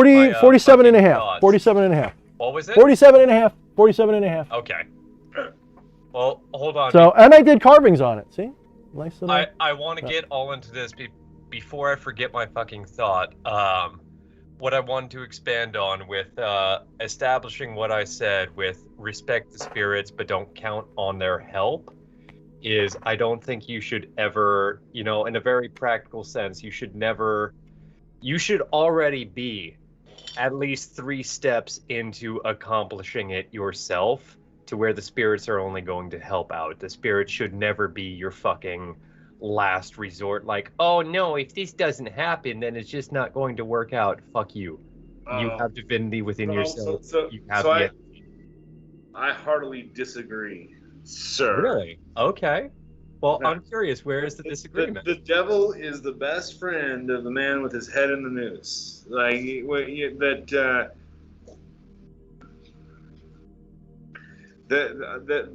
that for me and for I think most magicians, that's when the miraculous things tend to happen, is when there's no other option. This is what I actually tell people. So the desire is the foundation of the ritual. That's what's powering the entire ritual. If you're coming out with like I kind of want this, that's not nearly enough. How badly do you want that? And if you can ramp up that intensity to the point, I have no other option. If the spirits do not open this door, if this does not happen, there is no if. There's nothing on the other side of that, because I will sell my soul to the Prince of Darkness. I will damn myself for eternity to make this happen. That's the declaration you're making with black magic, and you should be making it with that intensity. So that actually is the moment, I think, when you can actually come to life for the first time, is when your life's on the line and you actually have to do something about it. And when there's no other options, when you push yourself that far, like that is when we see the things that to us seem miraculous, because the solutions that we didn't see before seemingly appear. Yes, I absolutely agree with that, and I will add 3 points to that. Number one, what you described. You can relate to Lao Tzu, Sun Tzu's book, "Put your troops on death ground." Therefore, they will be well motivated to fight. Secondly, I have practiced this actually quite recently. During this tumultuous time within the economy, I had the option. I came into a lot of money. I had the option of taking what is known as a chartered financial analyst designation. It's a stock market designation. Now, what you can do with that, you could have a very great career. You can get in the door. What did I spend it on? That designation, level 1, it's 3 levels. Level 1 cost about $1,500. What did I spend my money on? I spent my money on magic. I swear, I spent maybe $1,000 on bulk merchandise. No way. I am not joking. I got my Clipothic circle. I got my universal circle. What else did I get? I got the Asinus Nation trilogy. I got a whole lot of shit. Did you get her circle I too? put my faith. Sorry? Did you get her circle too? I'll tell you what. Here's the thing. If you go to bog.co/circles, you can buy all of my circles. My universal circle, my Solomonic circle, the Clipothic circle. Now here's the cool thing. Buy one if you just want one. But if you buy all 3 and you stack them and do a This is ritual, why all 3 now. 3 times more powerful. Oh my God. CM, where's CM Helnicanian? CM Helnicanian, I want that isolated. I will give you $1. I want that isolated and put into the next comedy. The option was to buy the universal circle and the Clipothic circle. That was only that was one of the options at the time. It didn't be the third option. I had gotten that option, but he didn't know now. We might be out of those. Sorry, you guys only get No, that's double. totally fine. Yeah, you can't get triple. Only got double. Savings is over, I guess. Double Oh, wow. the power is still infinite. All right, so our timing is starting to run a little low. So Third question, EA. Yeah. Exactly is the devil. When I was working on the Satan Compendium, I didn't quite know who the devil was. Yes, they say Satan. Yes, they say Lucifer. Please. I had a conversation with a fellow friend of mine, and I asked him what would the devil need to look like for you to recognize him as the devil, and he goes, well, I mean, just appearance, he'd probably be wearing a nice black suit, really nice black suit, first off, and the voice that popped in my head that I spoke out loud, because that's what I've learned to do, was, you better get fitted for a nice black suit then. Because if you're looking for the devil, look no further than the mirror. Look no further than yourself. Also, if you're looking for God, that not only will you find them there, you're not going to find them anywhere else. That's right. Yeah. All these ideas of an external deity or demon or devil, that's the superstition. The reality is what you see as external is really something you're seeing internal inside yourself. It's all internal, to quote to get another good soundbite. So if you realize that everything that you see is really within your awareness, and that awareness is divine awareness, there are no external gods. There is only you as God. And all of these other things are just like you. They're just egregores and archetypes just like you are. They're collections of stories that just happen to have consciousness with them as well. And they will play the game just like I will, like, you know, with somebody where you know, there's people who they have such strong superstitious belief, and I know I can't crack that nut when I'm talking to them as their guide and their mentor or whatever, and I'll just do my best to work within that and try to teach them through that. They will, if you see them as external gods that are above you and made you, and Satan's your father and all that, my OCD says you're wrong, but I also say, yeah, but that's what you see and that's your world, and that you've made that true for yourself. So you might as well keep living with it. But I'm here to tell you the higher understanding, you know, people don't realize something. Most of the superstitions they have are bastardized retellings of higher metaphysical truths that the masters knew. So you hear about gods and demons, you're hearing the peasant religion. That's what you're hearing. And the peasant religion doesn't contain the deeper wisdom in it. It's really, it's a way to teach the masses to behave using some spiritual terminology. So people hear about gods and things, and they don't realize that most of the cultures that had these gods, the priests that used those gods literally used them. They made them. They created them. Yes, there might have been something that they base it on, like an archetype or a force of nature or something that they identify as potentially being alive. But there was no Zeus sitting on a mountain somewhere that they identified in their magic. In fact, Zeus appeared on a mountain out of the, you know, after you know, fighting his father to free his siblings and all this. That's a story. So there is a visible shift in the topological map of mythology, in that our gods were represented very much different than us. The reptilian, crazy creatures. Absolutely. And then the pharaohs came.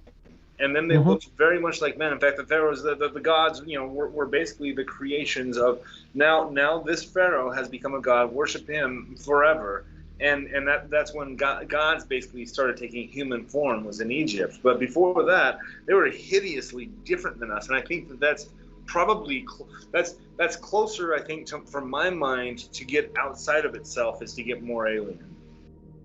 That's true. No, that's definitely true. And this is why I have such a penchant for the Lovecraftian current as a magical system of spirituality, because you don't get much more outside than the outside, you know, cosmic horrors of Lovecraft. And when you realize that their archetypes are locatable within our mythologies already, that when you realize that, I don't know what is going on. My dog is playing with something and it's cute, and I'm just going to let her do it. When you realize that the gods are basically, you know, the Lovecraftian gods can be not exactly one for one exactly mapped literally, but they can be mapped to things that you find especially in Hinduism or other mythology. When you realize, you know, you have Shub-Niggurath, all right? That's like a feminine version. It's like a feminine version of the Baphomet. It's basically what the Baphomet or Pan or an earth spirit. That's Mother Nature made evil. When you have Azathoth, you're basically talking about the Brahman, you know, from the Vedas, okay? Maybe Vishnu, but more like the Brahman. When you're talking about Nyarlathotep, you're talking about Satan, Lucifer, but what you're actually talking about is what Crowley might have described, or the Golden Dawn might have described as your higher guardian angel. That's what Nyarlathotep's really supposed to be about. When you're talking about Yog-Sothoth, that would be like the Atman in all of its many forms. That's the Atman. When you're talking about, what's another big one? Cthulhu. That's a harder one, but that's like a lesser divinity of dreams, and it's almost like Hypnos or something. Like it's or maybe it would be Demios and Phobos and Hypnos all together, like it's nightmares and all that stuff. They're relatable. Would you map Cthulhu along with like Leviathan? No. Okay. No, I wouldn't. So hit me with your difference there. Leviathan I see more as the Ouroboros, as the hidden divinity. Like, okay, that's a long conversation because the Ouroboros to me, like that's a whole thing. But the Ouroboros represents the ignorance of humanity, of not humanity. Excuse me. Cosmic ignorance is the Ouroboros. It's our belief that we are mortal beings living cyclic lives. The Ouroboros is the cycle of samsara personified as a dragon that eats its own tail. That's basically what it is. And Leviathan is sort of a telling of that. Because the Leviathan, Ouroboros, Jormungand, they're all basically that Tiamat archetype, of the world serpent that's devouring its own tail. So they all represent that final ignorance that you have to conquer on your way to divinity. So this is why the Zeus character, or the Marduk character, or the every one of them has to fight. I feel like that crosses over with Cthulhu perfectly. He is the end of all things, really. No, he's not. He's actually a very lesser deity in the pantheon. He's actually like he's like a very small time little thing compared to like Nyarlathotep, or something like that. He's fucking major to us, but in the grand scheme of things, he's fucking small fry. Yeah, he's Isn't that? Yeah, and he's also maybe he's the. Go ahead. Well, he's like the most accessible, so we like it's the easiest for us to lock onto, maybe, and then as you go like Shub-Niggurath, I mean, just a goat with 1,000. No. When you start actually getting into Shub-Niggurath, it's like it's mind blowing, literally. The haunter of the dark. I mean, like there's no words for it. Yeah, I love all that. That's why. I mean, not to promote the book of that guy, but it was a nice addition. I wish it would be expanded on, but I don't believe in taking other people's stuff and expanding on it. But there's a lot of stuff that when you recognize what they are, they're useful. I mean, really, you can make Cthulhu whatever you want. If you want it to be Leviathan, go ahead. Maybe it's Bahamut, maybe it's Leviathan, maybe it's Jormungand, whatever you want to make it, go ahead. But it's absolutely, one of the things that's important is it's also Polynesian. Like there's a Polynesian element to it. It's a Pacific entity, but it's also aquatic. It's highly aquatic, which means it has a lot to do with emotions and symbolism. It's basically, the symbol of water or the cups. So Cthulhu has a lot of emotional content. He's madness. It's madness personified. So what is madness if we look it up, what gods represent madness? You're going to find quite a few, and he's also dreaming. He's dreaming in the city of R'lyeh, and that's where he's dreaming. And so a lot of people have identified him as a god of nightmares and dreams and madness and all that stuff. Very badass, but in reference to Lovecraft, which book did Cthulhu appear in? Or like which? The first time he appears was in The Shadow over Innsmouth, I believe. No. Okay. Wow, that's no. I think there. No, that's the wrong one. That's Dagon. Pardon me. That's Dagon. No, no, it's not The Shadow over Innsmouth. Sorry, that was stupid. That's just the one that everybody knows. Is that everyone loves that story? It's a good story. Fleshy, which one is it? It's not called Cthulhu, is it? Which one is it? Which one? I'm sorry, I was monitoring chat. Cthulhu first appears. That's the Call of Cthulhu. Is it? Are we that dumb? Are we really that dumb? Here we are, all brilliant, talking about this shit. I mean, unless I'm missing some fucking nuance in that he was referenced fucking earlier, yeah, no, it's Call of Cthulhu. Call of Cthulhu is all about Cthulhu. Done much horror. I feel really dumb. It's like who's buried in Grant's tomb? I don't know. Fleshy, could you look it up? So he was. No, I wouldn't feel stupid, DH, because you think the Call of Cthulhu, the famous Metallica song. Yeah, of course he's going to be first mentioned there. I have the games. What his origin story is. I have the board games and the video games. I should know this. I feel so dumb. First introduced in his short story, The Call of Cthulhu. Yeah. So, all right. Sticker for Flesh Priest. Woo! I'll Well, take anyway, it. let's Someone finish out was this right list, about 'cause- something. Yeah, Fucking people let's might breeze. disagree with my fucking truth sometimes, EA. But you know what? I'm alright every now and then. Everybody can just agree. Let's finish out the list because I've got to get going. It's getting Oh, late. yeah. We're getting a hurricane. Well, you know, what I was gonna propose and what I wanted to segue to is I honestly don't think there's any way we can do this list justice and complete all of it tonight. So let's just say you pick one, because I know you had your eyes on number 17, and Victorious picks one, since the rest of us already did ours. And then maybe we do a second part of this, where we just fucking slam out the rest of them. They're all really good, but there's quite a few here that we can start to disagree with. You could say, you know, be indifferent about this, don't pursue this and that, blah, blah, blah, blah, blah. These are more like old man advice, like, you know, marry the right girl, blah, blah, blah. I'm going to say number 17 is you know, very important, because that one is probably the one that is the one that really fucks the most people up. Number 17, do not fear death, right? Do not fear death. Now, one of my favorite movies, Game of Death with Bruce Lee. At the end, he's fighting what's his name? Oh my goodness, Kareem Abdul-Jabbar. And it's a famous moment where they're comparing each other. You know, they're like, Kareem Abdul is huge and Bruce Lee's small. And in their little opening dialogue with each other, you know, they basically say, I don't fear death, and that's why, like, I'm such a badass, basically. I'm paraphrasing the whole thing. But this whole fearlessness of death is the ultimate expression of non-attachment. Not detachment, by the way. Detachment's something completely different. Detachment's toxic, non-attachment's healthy. This sense of non-attachment to mortality is awareness of your higher divinity and immortality, really.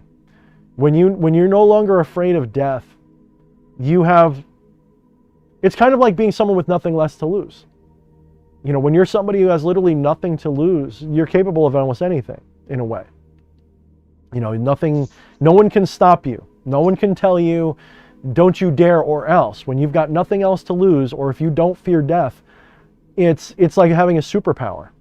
Yes, you're probably going to be an idiot and jump off a cliff if you have no fear of death. That's not the point. That doesn't mean you don't take precautions. I mean, you recognize that death is only a heartbeat away at any given moment. I could die right now. I could have an aneurysm and right on camera, and that's it. It's crazy. So just as like an ongoing thought experiment, I've been playing with that one, and it's interesting specifically to drive around, because driving is for me a great static time I can use my mind to do fun things with. And oh yeah, as I'm driving around, to look at everything and go, you know what? None of this really should exist. The whole civilization, all of it, it's all really crazy that we've been able to create this stability, and at any moment entropy could just take it all, and we couldn't do anything about it. And this moment could be the next moment. This could be my last moment here. And then to kind of like try to imagine existence not anymore for you, for anybody at all of it just comes to an end. Like specifically while I'm engaging with the world. It's actually Ayn Rand makes a really good meditation out of this, of understanding that when you die, it's not just you dying. Everything dies. Existence stops. Your connection to that existence definitely changes. Here's the thing. Have you ever had an experience of non-experience? Can any of you say you've had that experience? What is it like to have an experience of non-experience? I'm going to answer. Nobody does. Nobody does. That's a rhetorical question. Nobody has an experience of non-existence. I've come close. So it is very trippy. When you're in that state of non-existent, you're like, where am I? Why don't I exist? You just said you had an experience, though. You just said you had an experience because you said if you can ask the question, you're having an experience. So if you've never had a moment in your life where you were not aware, no one has. I felt it. No, you couldn't have felt it, because that would be. Why would I ask the question if I didn't feel it? Why would I ask the question? Hey, why is this so true? You can have a moment where you go, I don't remember anything in that time, but you can't. By literal definition, you cannot have an experience of no experience. This is, I'm just gonna. Realm of the abyss of Doth working with Belial showed me this. No, I'm gonna say I'm gonna call no. I'm gonna call no. No. That's fair. I'm gonna call no that you have never had an experience of no experience. You've never had that experience. You can have an experience of no physical being, Are you but you've never had how I feel, DH? No, I'm gonna say you're either Trigger with me. because what you're saying is ontologically impossible. You cannot have an experience of no experience. You can't. That's why it's a rhetorical question. That's like saying When you project yourself to these higher realms, logic falls apart. if you just projected yourself to a higher realm, you just had an experience of a higher realm. You're talking about an experience you had. By saying I experience not experience, you just completely Is that No. non-existence? Is that a higher realm? No. Or is it No, a realm? no. You cannot. Fight. There is. I'm just telling you. Like we could go back and forth for hours, but there is no such thing as an awareness of non-awareness. It doesn't exist. You've been aware every moment of your life, as far as you know. Now there is. So what Pretorius is referring to is the beautiful moment when you come back. The beautiful moment when you come back, but you don't know where you came back from or where you were at or anything. So that's It was like a dark place of nothing. You just described an experience. Yes. That means you had an experience. You have never had a moment. You have never had an awareness of non-awareness. You can say I have missing time. I had a moment where I didn't see things because the clock said it's right 4. now, please mark off arguments about semantics. Arguments about semantics. But it's not an argument about semantics. No one that you cannot tell me. You cannot tell me you've had an awareness of non-awareness, that it doesn't exist, it doesn't happen. You can say, I went to sleep and 8 hours passed and I don't know what happened in those 8 hours. That's true, but that doesn't mean that you had a moment of non-awareness. You can't say that you've ever experienced non-awareness. Darkness is not non-awareness. Saying I went to the abyss and didn't experience anything. See, this is why words are very, very important in magic. Darkness is not necessarily nothingness. Nothingness can certainly entail darkness because there's no light. So you can say I had an experience of no thingness where I didn't see details. Nothingness. You can never tell me that your awareness had a moment of non-awareness. That doesn't. I don't believe it. Well, so at that moment, at that crucial moment, wouldn't that be what would be called like ego death? No, because you won't stop experiencing. You will stop experiencing the ego. Very interesting. I felt. This is my note. You felt, so you had an experience. You felt. You just told me you were aware. I experienced non-existence. No, you didn't. You had an experience. I'll tell you the experience I had. It was like pure nothingness incarnate. Imagine it's like an ocean of pure nothingness. So you're telling me you were. So let me just make sure I'm saying this right. You had an awareness of non-awareness. And this drop of nothingness descended into this body we call now Victorious.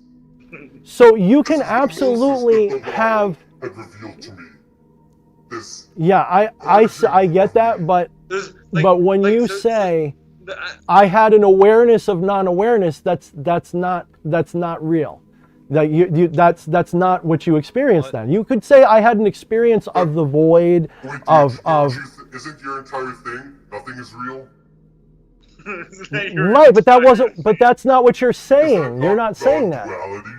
That's not what you're saying, though. You're saying that you had an experience of not. You're saying my experience. So let's real, really, let's restart. Let's restart the real, statement. that's non-duality. Let's restart the statement. Make it more clear.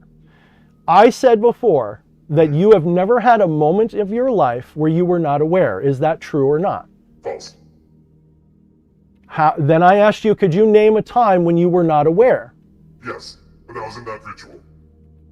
But you were That were you aware? Were you aware of that not awareness? Yes. And what form did that not awareness take? Pure, infinite. That's awareness. That's awareness. You just described an awareness. You were aware of a nothingness, right? Yes. So that's aware. So you've never had a moment where you were not aware. You were aware of nothing. That's still awareness, being aware of itself. You still had a moment of awareness, is my point. You've never had a moment awareness in. of non-awareness. No, it's not. DH, this is Zen. Hold on. No, that's not Zen. That is not Zen. Can we at least agree that the semantics of duality that we are stuck in within this human existence make this thing hard to describe and come to terms with? We've been Yes. trying. That is why I focus all of my magic on what is earthly, on what I can see, on what I can touch, on what I can feel, because I don't have the big brain enough to see the multitude of senses that I'm missing. Therefore, it's almost like they don't exist to me.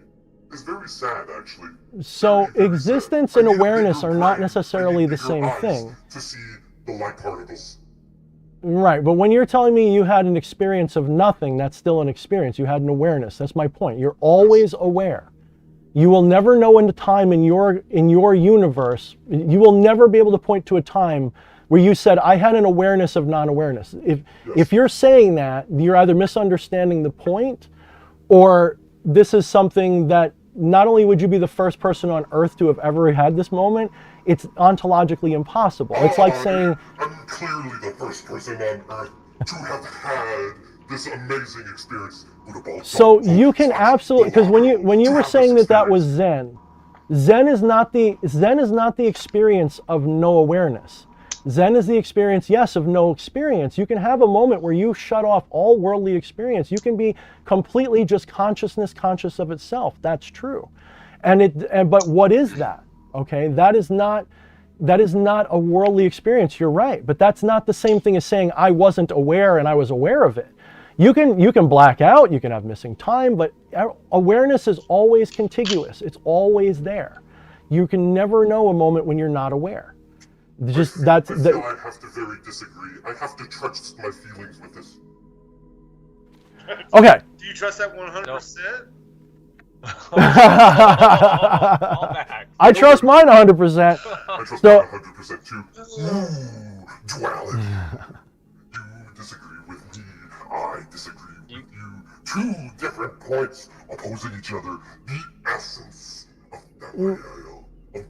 Yeah, but no. Do you think this knife will hold up well? It's a little fucking cheap, cheap folding knife I got. The knife experts, please tell me. It's a Tanto point. So here's the point I was trying to make then. I don't even remember. What was the original question? A point like a knife, I hear. No, the original point before we got derailed by trying to decide whether someone's ever not had a moment of experience. Okay, so death.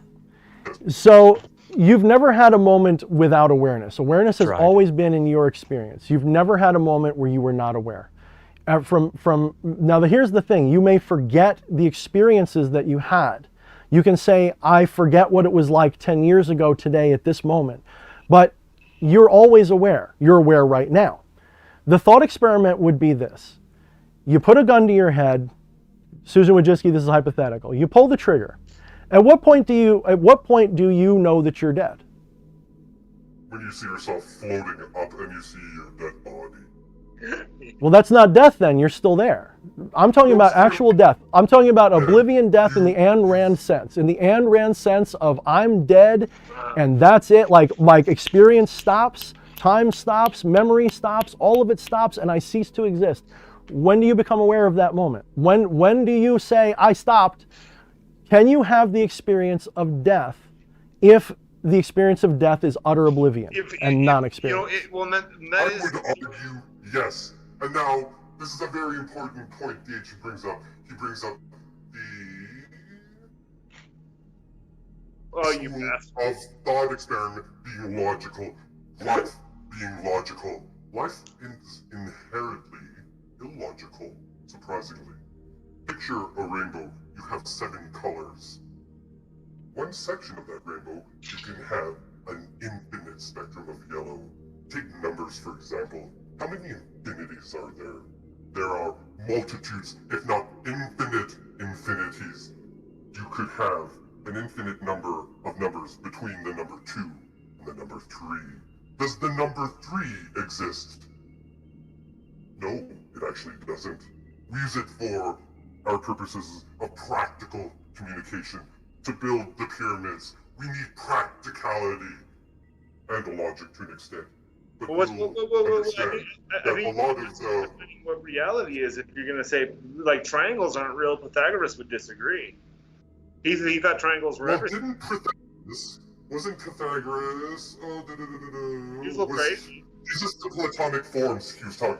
Is this what you're referring to? The Platonic forms. Pythagorean theorem of everything is triangles. Everything relies on that third point. That you can have 2 points. You have you even look at 3 dimensions. If we had height and depth, it would just be a flat piece of paper. The fact that we also have width along with that gives us the third dimension of being able to interact with reality at all. So 3 is definitely real.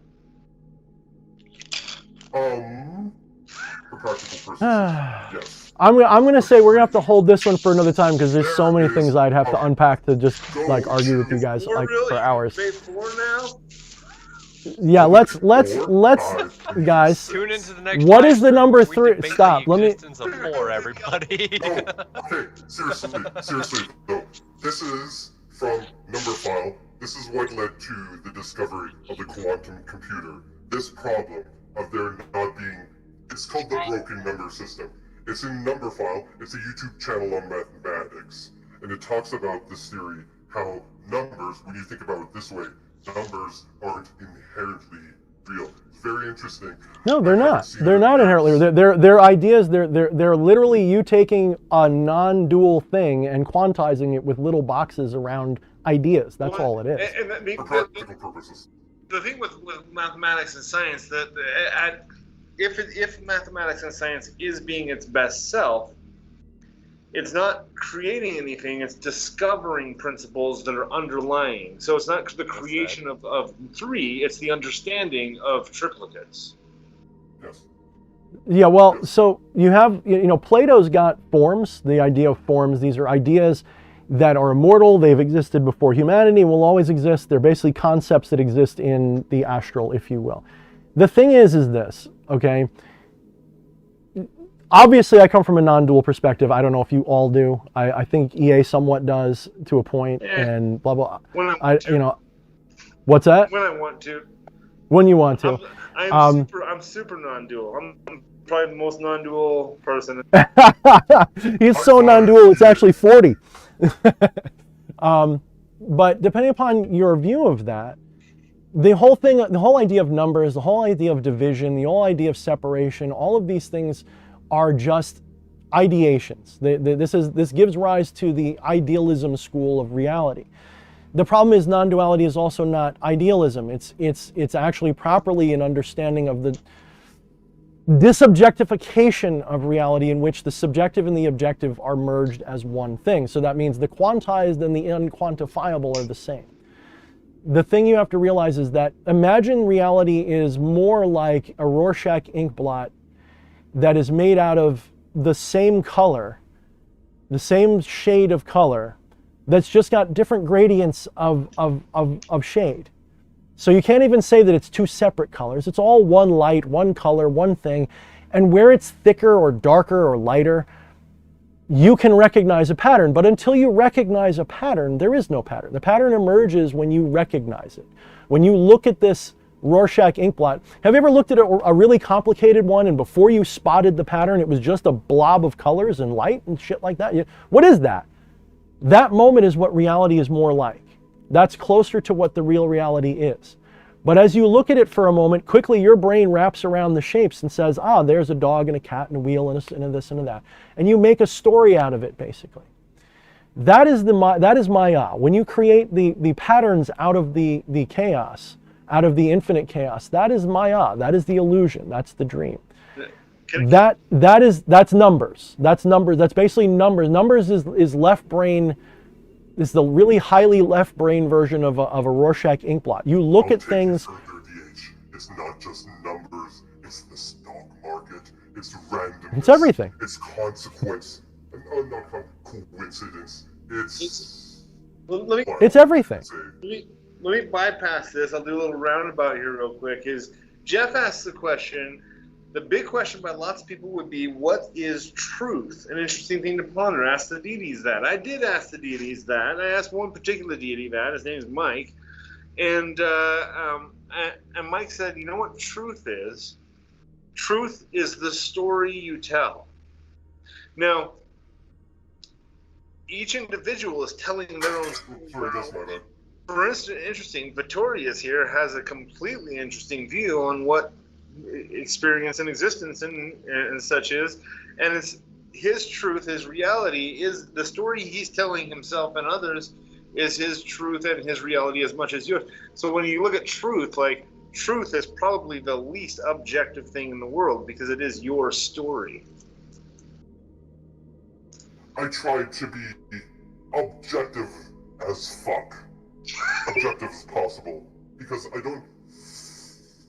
gonna write a book about this, on my whole philosophy of magic. It's very hard to tell in a segment. I'm talking about number 17, Do Not Fear Death. So yes. Yes, absolutely. I have my qualms with that, statement, EA. But not without its truth. Ironically. So. Does that make sense? No, not at all. That doesn't make any sense at all. I'm gonna be honest. Zen as fuck. Remember these words when you must clear your mind. Think about the words that I just said, and your mind will be cleared, just like all the other Zen bullshit that's supposed to clear your mind. Think about these words. The only truth, the only thing that is true is the only thing you can't reduce further than. That's the only thing that we could argue is true. Can I interrupt real quick? I do gotta say, Yes, Camilla. I'm going to actually call it a night. Yeah, I think I was aiming for that about a half hour ago, but then we got side railed. So it's a quarter to 2, and we're expecting a heavy. Yeah, it's a quarter to 2. So all right, yeah. Get in before that happens. Yeah, I got to help you bring it in. So let's close it out. Everybody, do your buy your crap segment, and then we'll say our goodbyes. But thank you guys for being here for this exciting ride through the 21 rules for life. We only did about 10 of them, but that's more than enough. That's an invitation for a part 2 sometime. I don't know, dude. Like, I mean, it's cool, but I don't know. Premium content, OnlyFans will do it naked. If we're doing it really naked, it'll be invisible because it'll just be our consciousness. Oh, you found the loophole around making money on OnlyFans. No, it's like that artist who had the invisible statue. That's actually the way I'm thinking of it. So, Some drifting gold out there. Black magicians, I challenge you. OnlyFans. Sex magic. Oof. Okay. Oof. There's that. Oof. Hi, guys. I think there's some people who are going to take you up on it. All right, sell your crap on my channel. Let's go.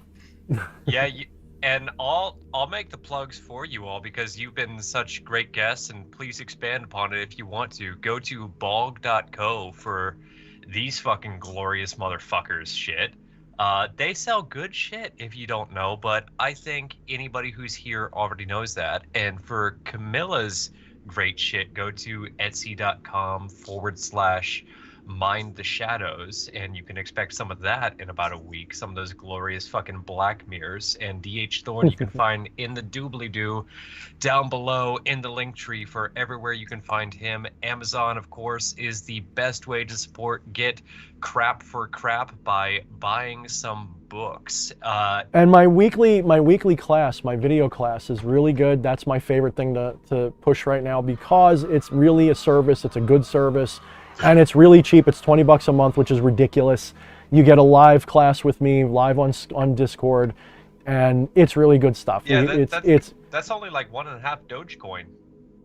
Yeah, in fact, I really need to set up and take some e-currencies because, yeah. So, I could have been like a 100,000-aire at this point because I had an option to buy like 4 or 5 freaking bitcoins once upon a time for like $200, and I didn't do it. Keep in So mind, wah, wah, wah, you wah. also have the chance of buying 3 or 4 completely worthless assets at the time, and then they went to zero. So Then they went through the roof 10 years later. Yeah. Yeah. And knowing me, if I had them, I would have sold them at like 6,000, and I'd be kicking myself again. So. Is that a regret? That Yeah, should not be a regret. But yeah, it's a regret that's not a regret. Like I spared myself one regret by not regretting the other thing, but regretting the other thing. It's pretty funny. Oh man, I don't have any preferences. Oh, we already established that. Well, Tune in to Balls.co OnlyFans to see what those preferences don't look like when he doesn't have them. Right? Oh yeah. Oh yeah, all kinds of not preferences. The variety of no preferences that I experiment with is fun. So you're not a non-dualist, you're a no-preferencist. Right? Yeah, exactly. Ooh, an interdimensional space lover. Oh my God. Hey, Oh, can I plug DH. my shit? Oh yes, please do. Oh yeah. I got a story. I got a very sincere, straight from the place where my heart should be story. Before, the reason why I was late for this ritual was because I was consecrating my shirts. I bought 2 shirts from Become Loving God. I bought the Satan t-shirt. I bought the Asmodeus t-shirt. I'm thinking, yes, I really want to wear this Satan shirt for the stream, but I need to consecrate it, so I did it with the Asmodeus shirt. While you guys were talking, in the first 20, 30 minutes, I was performing ritual consecrating these shirts. And I used the Clephosic Circle. I used a few other things. Yes, very, very great materials. So I consecrated these shirts so that now, as I'm wearing the Satan shirt, as I wear the Asmodeus shirt, they walk with me when I wear the shirts in this world. And I shit you not, one of the parts of the ritual was I put my hand on the books, because I bought an Asmodeus book as well. And I have my free author copy of this Satan Compendium. Thank you very much, EA.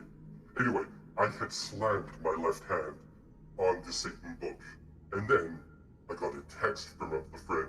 No shit, this is not me lying. I got a text right when my hand hit the book. The link that my friend texted me was this. This Japanese artist creates beautiful dragons using a single brush stroke. Now, if that's not magic in the highest, I don't know what is. Yeah, that's pretty cool, actually. / Satan. For the highest magic. Thanks. That was awesome. Yeah. What else? Like, so I'll plug, like, buy things, keep the economy going. This is a big beehive. It's all gonna fail if you don't go buy things. Buy things. Buy things with credit. Buy what you don't need with money you don't have, and keep us rolling. Yeah. But like, we do extend payment plans for those who can't afford the entire. Right? Credit. There you go. Yeah. So there's that. You get yourself in debt. If you don't have money to spend, get yourself in debt. We're not the March of Dimes. We don't get charity. We're not PBS. We're not state funded. But just like PBS, we do pledge drives. And just like the March of Dimes, no, we're nothing like the March of Dimes. But otherwise, we're good. Yeah. I have 2 announcements that I'd like to make. One of them is I would like to eventually write my own books. I have 3 that I would love to write. One is a total philosophy of my magic. The second is a book on therapy, the alchemy of the Luciferian troll. The third one, yet to be determined. This is a trilogy I plan to write. Call it the Victorian Fire Trilogy. You really sold me on Coming the. soon to Kindle or some other platform. Sorry? You really sold me on book 1. Oh, did I? Oh, excellent. Thank you. All right, guys. I think on that note, we're gonna be bouncing this ball right out of the park Night, here. guys. Yeah. Thank you guys so much. As a- Much love to all guests. Disagreements in hand. It's all with love. we are going to have everybody on again real soon. Fuck yes. And Fleshy, give us the goodbye speech. Well, I'm gonna give a last second announcement and then the goodbye Motherfucker. speech. I'm going to call it officially. The game night has won out for tomorrow with a vote of 8-6. So I look forward to seeing everybody here in chat. How many alts did you use to make a game night, you fucker? I'm just kidding. Oh, none. You can check the fucking vote. It's right there for everybody to see. I know. I'm teasing. I look forward to playing fucking Cards Against Humanity and seeing how dark all of your fucking senses. Are we gonna do cards? Or are we gonna do Camilla's new game box that she said she might give us? We'll do all of them. We'll fucking spread it around, make it great. But everybody who's watching now, everybody who's on camera right now, all of you are welcome to join. And with that, I'm going to let all of us get some much needed fucking rest. So everybody, mind I'm gonna the fucking fucking shadows. take my bra off. Bye, everyone. I'm It's been gonna let an my hair amazing down. chat talking with you. Have a good night, All everybody. right, guys. Right. So everybody, mind the shadows and never take yourself more seriously than your enemies do. And some other thing that we also Tell your friends, tell your warn friends. your enemies, glorious bastards, bitches, and motherfucking non-binary witches, and enjoy good food. You know what? I don't care what the fuck we said. Go out. No,